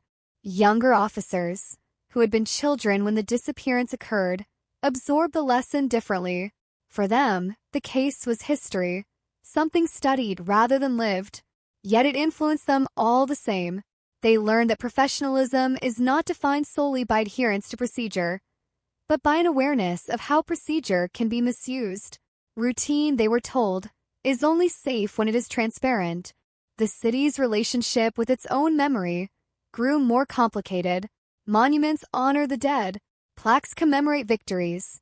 But how do you mark a moment defined by absence, by what almost no one saw and no one recorded? The cold case resisted memorialization. It existed in conversations, in training sessions, in cautious glances exchanged during traffic stops. Its legacy was behavioral rather than physical. The family continued their careful rebuilding, discovering that reconciliation is not a destination, but a process. Trust, once broken by circumstance rather than intention, had to be reconstructed slowly. They learned to speak honestly about resentment without letting it calcify. They learned that love could survive contradiction. Cold cases force families to live in paradox, holding relief and grief at the same time. Public interest resurfaced occasionally, sparked by anniversaries or new debates about policing. Each resurgence brought the same questions, framed slightly differently. Could this happen again? Has enough changed? The answers were never definitive. Progress is uneven. Systems evolve, but human behavior lags. The cold case served as both reassurance and warning. Awareness reduces risk, but it does not eliminate it. The retired officer remained absent from the public narrative, a void that invited speculation but resisted conclusion. Without legal resolution, his role existed in a liminal space between accusation and uncertainty. That ambiguity frustrated many, yet it also underscored a central truth of cold cases. Clarity is not guaranteed. Sometimes the most honest ending is an incomplete one. In academic circles, the case became shorthand for a specific kind of disappearance, one driven not by violence but by implied threat. Scholars trace similar patterns across jurisdictions and decades, uncovering stories that never reached headlines. The Chicago case stood out not because it was unique, but because it was revealed. Countless others likely remained hidden, their subjects too afraid, too isolated, or too erased to ever resurface. The missing man occasionally returned to that night in his thoughts, replaying it with the benefit of hindsight. He wondered what might have happened if he'd resisted, if he'd reported the threat, if he'd trusted someone to intervene. Each hypothetical led nowhere. Survival choices are made without the luxury of future knowledge. Cold cases demand empathy for decisions made under pressure that outsiders can only imagine. Chicago itself continued to change, shedding old skins, adopting new ones. Neighborhoods transformed, demographics shifted, yet beneath the visible evolution, the city carried its accumulated lessons. The cold case had joined that hidden curriculum, influencing how the city understood authority, vulnerability, and the quiet ways power operates. In the end, the case did not close with a final revelation or a dramatic reckoning. It settled into something more enduring, a reminder that truth can arrive late and still matter, that routine can conceal extraordinary consequences, that cold cases are not relics of the past, but active forces shaping the present. And as traffic continued to flow through Chicago's streets, lights flashing briefly against windshields before fading away, the city remembered, without ceremony, without headlines, that sometimes the most important stories are the ones that take decades to fully hear. By the time the case reached its 9th decade spanning ripple, it no longer belonged to any single person or department. It had become part of the city's internal language, a reference point that surfaced whenever someone asked why procedures mattered, why records had to be complete, why nothing happened, was never an acceptable conclusion. Cold cases do that when they linger long enough. They stop being mysteries and start being mirrors. The missing man learned to live with the way strangers looked at him when they recognized his name. Curiosity mixed with judgment, sympathy tangled with suspicion. Some treated him as a survivor.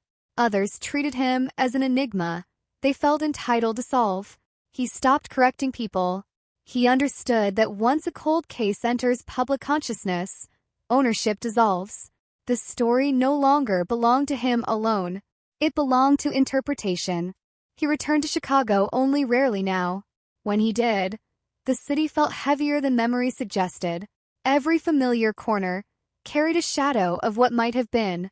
The street where his car had been found no longer looked dangerous, which somehow made it worse. Ordinary places gain a quiet menace when you know what they can hide. Cold cases infect geography. They turn coordinates into reminders. Investigators who had shepherded the case to its belated resolution noticed how often it was cited incorrectly. Details blurred, timelines warped, motives were invented to make the story cleaner. They resisted the urge to correct every misrepresentation. The core truth had survived. That was enough. Cold cases don't stay intact once they leave official files. They evolve into something closer to folklore, shaped by the needs of those who retell them. Younger journalists approach the story differently than their predecessors. They focus less on blame and more on systems, less on the missing man's decision, and more on the conditions that made that decision plausible. The shift was subtle but significant. It suggested a growing understanding that individual actions rarely exist in isolation. Cold cases expose ecosystems, not just events. Policymakers reference the case when arguing for oversight, for transparency, for technological safeguards that reduce reliance on memory and discretion. The argument was simple and difficult to refute. If the truth had not surfaced by chance, it might never have surfaced at all. Justice that depends on coincidence is not justice. It is luck, and luck is not a system. The family found a fragile equilibrium. They no longer chased closure. They accepted that closure was a concept invented for stories with clean endings. Their reality was messier. It involved birthdays celebrated together but awkwardly, conversations that stopped short of the past, moments of warmth interrupted by the quiet knowledge of years that could never be reclaimed. Cold cases don't return time. They return context. In private moments, the missing man reflected on the word solved. The headlines had used it confidently, decisively. Solved implied completion. An answer set neatly into place. His experience felt nothing like that. Solved did not restore his youth. It did not erase fear. It did not simplify relationships. It did not punish wrongdoing in any formal sense. Solved, he realized, was a word designed to comfort observers, not participants. The retired officer's absence from accountability remained a point of contention. Some argued that naming without convicting was injustice in another form. Others argued that exposure itself carried weight. The truth existed now, documented, studied, impossible to fully dismiss. Cold cases sometimes deliver accountability through memory rather than punishment. It is an imperfect substitute, but sometimes the only one available. Community trust, once fractured, did not snap back into place. Trust rebuilds slowly, unevenly, through consistency rather than declarations. The cold case had not destroyed trust so much as it had revealed its fragility. People learned to ask more questions, to document interactions, to understand their rights. Awareness spread quietly, without slogans or campaigns. As years passed, the case receded further into history, but it never vanished entirely. It surfaced whenever a routine stop escalated unexpectedly, whenever footage contradicted reports, whenever someone asked how a person could disappear without a trace. The answer was no longer theoretical. Chicago had lived it. The cold case's true legacy was not its resolution, partial and delayed as it was, but its endurance. It demonstrated that the past does not expire simply because attention moves on, that unanswered questions accumulate interest, that silence, when preserved long enough, eventually demands to be broken.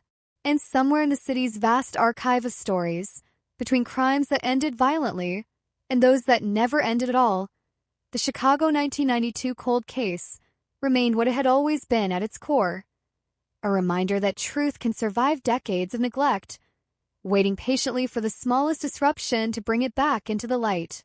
As the years pressed forward, the case settled into a quieter phase, one defined less by debate and more by reflection. The urgency faded, replaced by a slower, deeper reckoning. Cold cases often burn hot when they resurface, then cool into something heavier, something that sinks rather than spreads. This one became embedded in institutional memory, shaping instincts in ways that were difficult to quantify, but impossible to ignore. Training officers spoke about it without naming it, describing scenarios where compliance could be misread as consent, where silence could be mistaken for absence. They warned against assuming that nothing happened simply because nothing was reported. The lesson was delivered gently, almost cautiously, as if saying too much would reopen wounds that never fully closed. Routine, they emphasized, must always leave a record. If it cannot be explained later, it should not happen at all. The missing man followed these developments from a distance, aware that his life had become an example. He felt ambivalent about that role. Examples are simplified. They flatten complexity. His experience, shaped by fear, chance, and imperfect choices, resisted being distilled into a cautionary tale. Yet he accepted that his story now served a function beyond him. Cold cases often ask that of those who survive them, to become symbols whether they want to or not. He spent long stretches avoiding the past entirely, focusing instead on the practical work of living. Ordinary routines took on new meaning: grocery shopping, morning walks, small interactions conducted without fear. These moments mattered more than any public acknowledgement. They were proof, to himself if no one else, that the future could still be inhabited. Survival, he learned, was not a single decision, but a series of daily negotiations with memory. The family adjusted in parallel, learning when to speak and when to let silence exist without resentment. They stopped trying to reconstruct lost years and instead focused on what could still be built. It wasn't forgiveness in the conventional sense, nor was it forgetting. It was accommodation and acceptance of limits. Cold cases stretch families across timelines that never quite align. Healing happens in fragments. Occasionally, new information surfaced, usually insignificant, sometimes misleading. A former officer recalled a rumor. A document emerged that clarified a minor detail but changed nothing substantial. Each time, there was a brief flicker of attention, then a return to quiet. The core truth had already been reached. Further revelations, if they came at all, would only add texture, not direction. Legal scholars continue to cite the case as an illustration of delayed justice. They debated whether acknowledgement without prosecution could ever be sufficient. The conclusion, rarely stated outright, was that sufficiency depends on perspective. For systems, it is inadequate. For individuals, it can be transformative. Cold cases expose that gap, forcing societies to confront the difference between legal resolution and human understanding. The city's response matured as well. Initial defensiveness softened into cautious acceptance. Officials stopped framing the case as an anomaly and began referencing it as part of a longer continuum of reform. That shift mattered. It suggested a willingness to learn rather than deny. Cold cases lose their power when they are dismissed. They gain it when they are absorbed. The phrase routine traffic stop entered the city's vocabulary with a subtle pause attached to it. People repeated it more slowly, with awareness. Language changes when it carries history. What once sounded neutral now hinted at potential consequence. That shift, small as it seemed, was one of the case's most enduring effects. For investigators nearing retirement, the case prompted personal reckoning. They revisited old assumptions, old shortcuts taken in the name of efficiency.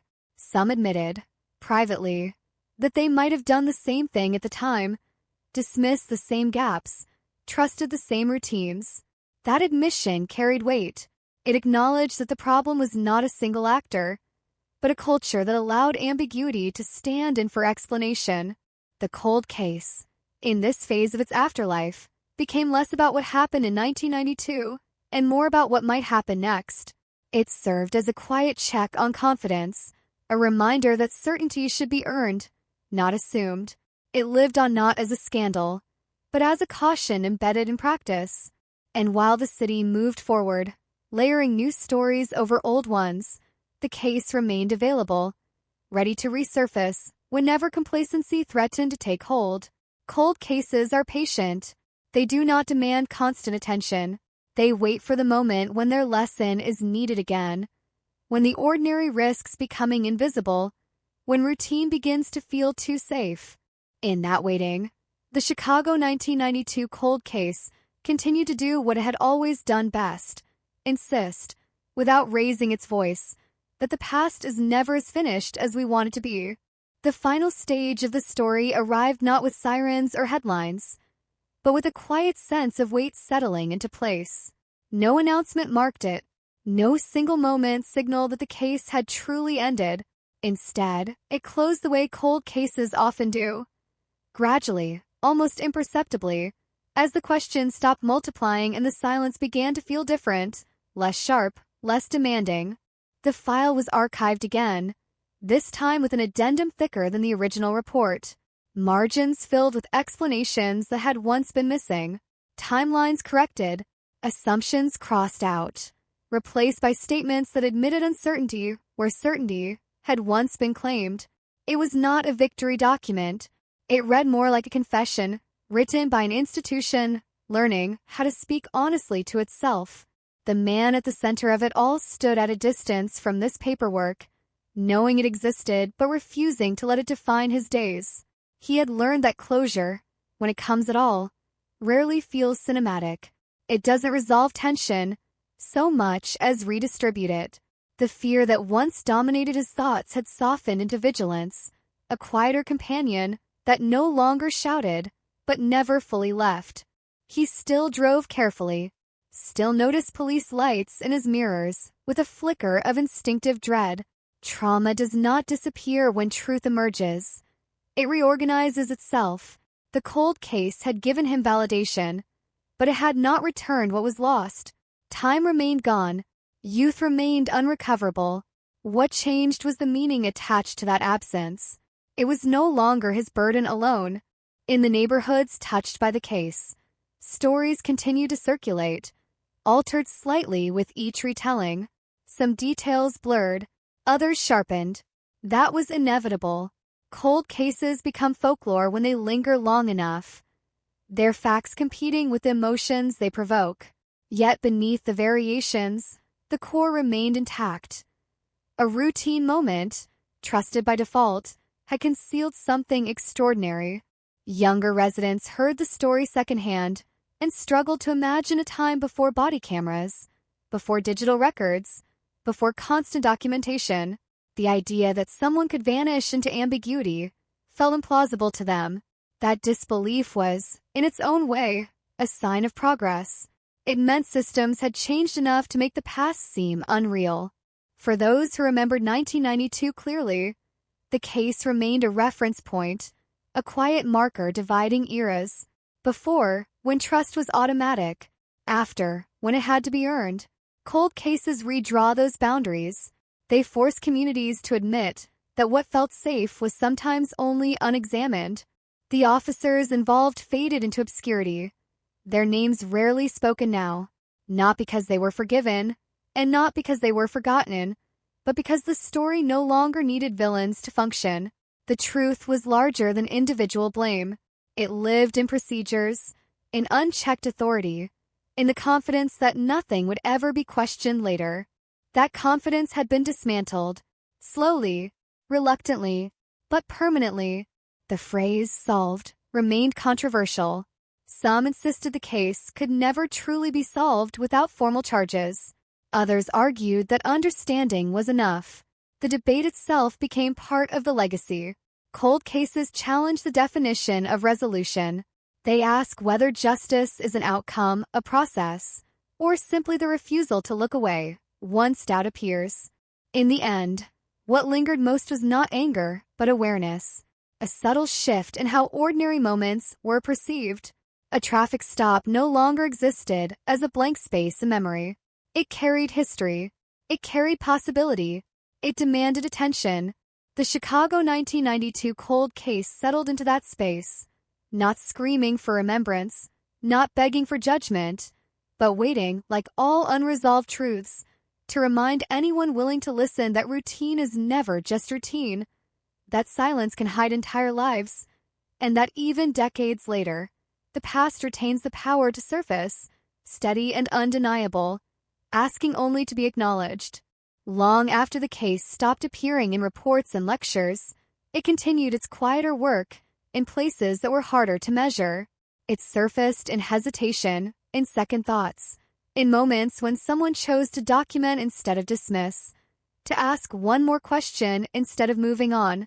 Cold cases rarely end when the paperwork does. They migrate. They settle into habits. The city aged. Streets were repaved. Buildings changed names. People who had once crowded around televisions during the early coverage now struggled to remember the faces involved.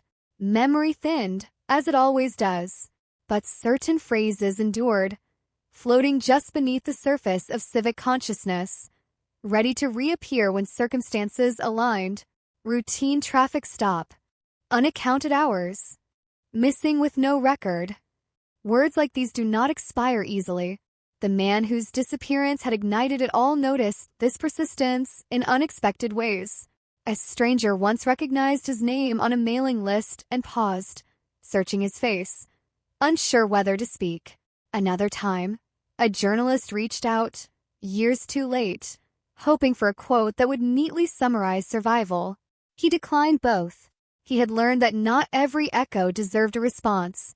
Some stories continue without commentary. What he did allow himself was observation. He watched how younger officers interacted with the public, how policies translated into posture and tone. He saw caution where there had once been confidence, procedure where there had once been improvisation. It wasn't perfect. Nothing ever is. But it was different. And difference, sustained over time, becomes change. Cold cases often distort scale. They make individual experiences feel monumental, while vast systems appear abstract. This one reversed that effect. The personal remained intimate, specific, fragile. The system loomed large, scrutinized, reshaped in small increments, each adjustment traced back, in part, to the realization that silence had once been accepted as an answer. The community carried that realization unevenly. Some embraced it as proof of progress. Others resented it, seeing only accusation where there had been routine. That tension never fully resolved. It hardened into a background hum, a reminder that accountability unsettles as much as it reassures. Cold cases do not offer comfort evenly.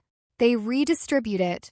As years passed, the case slipped further into history, no longer a reference point in active debate, but a footnote in broader conversations about oversight and memory. Yet footnotes matter. They complicate narratives. They interrupt certainty. They insist that what came before still informs what comes next. On quiet nights, the man sometimes revisited the streets where it had all begun, not out of nostalgia and not out of fear, but curiosity. He wondered how many people passed through those intersections without knowing what had once unfolded there. The answer, he realized, was most of them, and that, strangely, felt right. The goal had never been perpetual attention. It had been acknowledgement. The cold case had achieved that, imperfectly but undeniably. It had forced a reckoning without spectacle. It had replaced denial with record, rumor with fact, assumption with pause. It had not restored what was lost, but it had prevented the loss from being erased.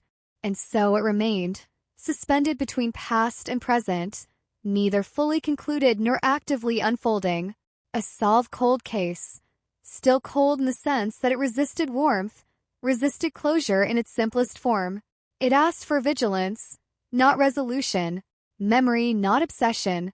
In that restrained persistence lay its final power, not as a story retold endlessly, but as a pressure quietly applied, reminding anyone who encountered it, directly or indirectly, that even the most ordinary moments can fracture lives, that truth can wait decades without weakening, and that once uncovered, it does not demand attention, only honesty. By the time the story reached its far edge, it no longer felt like a case at all. It felt like a presence, something that had threaded itself through decades without ever fully announcing when it entered or when it intended to leave. The cold case existed now, less as an event and more as a condition, a reminder embedded in the way people paused before making assumptions, in the way silence was treated not as emptiness, but as a signal. Nothing new emerged, no final witness, no last-minute revelation, waiting to reframe everything. The absence of surprise became the point. Cold cases do not always end with answers cascading into place.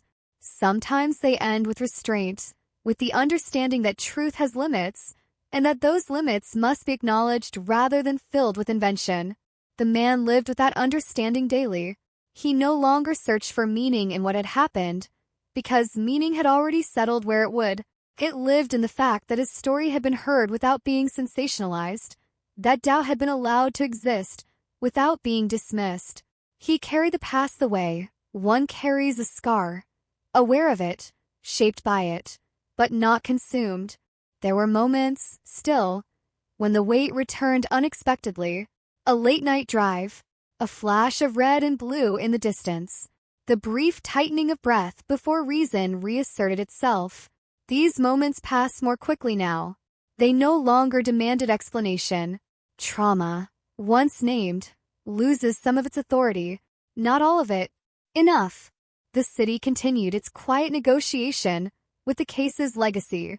Policies aged, new ones replaced them, leaders came and went, each inheriting a system altered by choices made long before they arrived. Few spoke the case's name anymore. They didn't need to. Its influence had already been folded into practice, into expectation. That was how institutional memory survived, not through constant repetition, but through behavior. Cold cases, at their most honest, resist neat conclusions. They refuse to deliver the emotional symmetry people crave. This one ended without triumph, without punishment, without apology that could satisfy every question. What it offered instead was clarity, a line drawn between what was known and what had been falsely assumed. That distinction mattered. In the end, the phrase solved remained imperfect but necessary. It signaled that the mystery had been confronted rather than buried, that uncertainty had been examined rather than ignored. It did not claim completeness. It claimed effort, persistence, the willingness to look backward without flinching. The streets where it began absorbed that history without ceremony. Traffic flowed, lights changed, lives intersected briefly and moved on. The ordinary reclaimed its space, but it did so with awareness now, carrying an invisible annotation. This, too, matters. Pay attention. And so the Chicago 1992 cold case settled into its final form, not as a warning shouted across generations, but as a low, steady reminder that truth can survive neglect, that routine can conceal rupture, and that even when time stretches long and answers arrive late, the act of uncovering them still reshapes what comes after. This story did not demand to be remembered forever. It only asked not to be forgotten while it mattered. Time kept moving, indifferent to narrative, indifferent to resolution. The city learned new crises, new scandals, new names that briefly dominated attention before fading into the same archive where this case now rested. That was the natural order of things. Cold cases do not compete well with the present. They lack urgency. They ask for patience in a world trained for immediacy. Yet even as attention drifted, the residue of the case persisted in quieter ways. It appeared in how records were preserved, in redundancies added to systems that once trusted memory too much. It showed up in pauses during briefings, when someone asked whether an assumption had evidence behind it or merely tradition. These moments were small, almost invisible, but they accumulated. That accumulation was the real outcome. The man rarely spoke about the case now. When he did, it was without drama, without the need to convince. He had learned that truth does not require constant defense once it has been acknowledged. People listen differently than they once had, not with suspicion, not with curiosity, but with a kind of sober recognition. The story no longer belonged to controversy. It belonged to record. He understood, perhaps better than anyone, that being found did not mean being restored. Life did not resume where it had paused.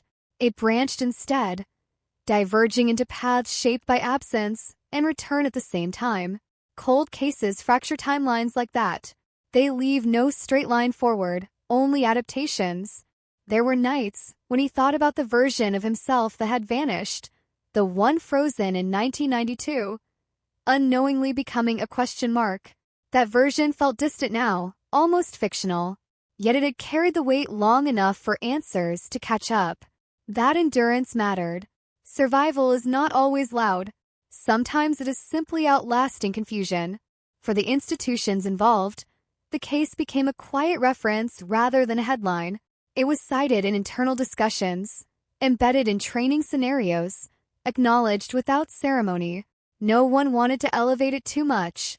Excess attention risked turning reflection into performance. The lesson had already been learned the hard way. Cold cases teach restraint when they are taken seriously. They caution against certainty. They remind investigators that what feels resolved in the moment may unravel later under different light. This case reinforced that truth without demanding constant rehearsal.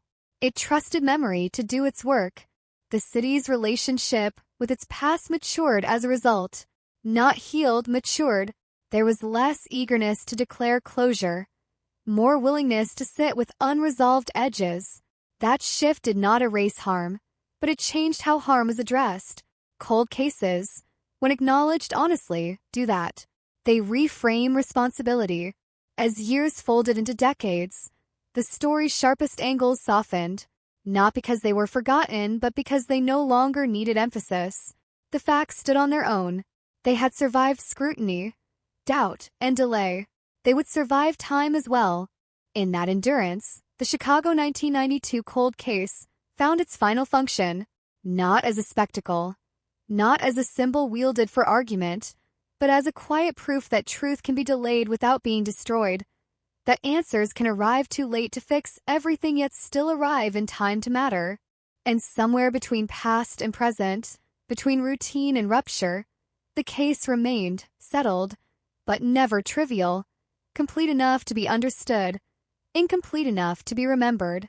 What remained at the very end was not a revelation, but a kind of stillness. The case had traveled as far as it could travel, without becoming something else entirely. Any further movement would have meant speculation, invention, noise. Cold cases reach this point when they have given up all the truth they contain and refuse to be stretched beyond it. The city absorbed that stillness gradually. It did not mark the moment. There was no final date to circle, no ceremony to confirm that the past had been handled correctly. Instead, the case dissolved into the background of institutional awareness, where lessons lived not as slogans, but as instincts. People acted differently without always knowing why. The man understood this better than anyone. His life no longer revolved around the story, but it was quietly informed by it. He had stopped measuring time against the year he disappeared. Dates mattered less now. What mattered was continuity. Waking up, moving forward, existing without needing to explain himself to memory. That was the closest thing to peace the case ever offered. Sometimes he wondered whether the truth would have mattered as much if it had arrived sooner. The answer was never clear. Earlier answers might have spared pain, but they might also have been easier to dismiss. Time had hardened the facts, made denial less convenient. Cold cases change value as they age. Delay, while cruel, can make truth undeniable. The phrase routine traffic stop lingered as the final echo. It had lost its innocence permanently. It no longer described a neutral moment. It described potential, consequence, history. That transformation was subtle, but irreversible. Language had been altered, and with it, expectation. Nothing about the ending was neat. There were no handcuffs, no courtroom statements, no clear villains to point toward. That absence frustrated some, disappointed others. But for those who paid attention, it felt honest. Reality rarely aligns with narrative desire. Cold cases, when resolved truthfully, expose that gap.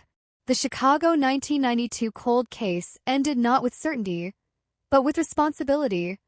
The responsibility to remember without mythologizing, to acknowledge without exploiting, to learn without congratulating. It asked the city and anyone listening to resist the comfort of simple endings. And so the story closed the only way it could, quietly, deliberately, without spectacle. A truth uncovered too late to repair everything, but not too late to matter. A reminder that time can bury facts, but it cannot erase them. That routine can conceal rupture, that silence can stretch across decades and still break. The case did not seek immortality. It did not demand to be retold endlessly. It required only this, that once the truth surfaced, it was allowed to stand, unembellished, steady, and undeniable. Long after the noise faded and the city returned, cautiously, to the ordinary.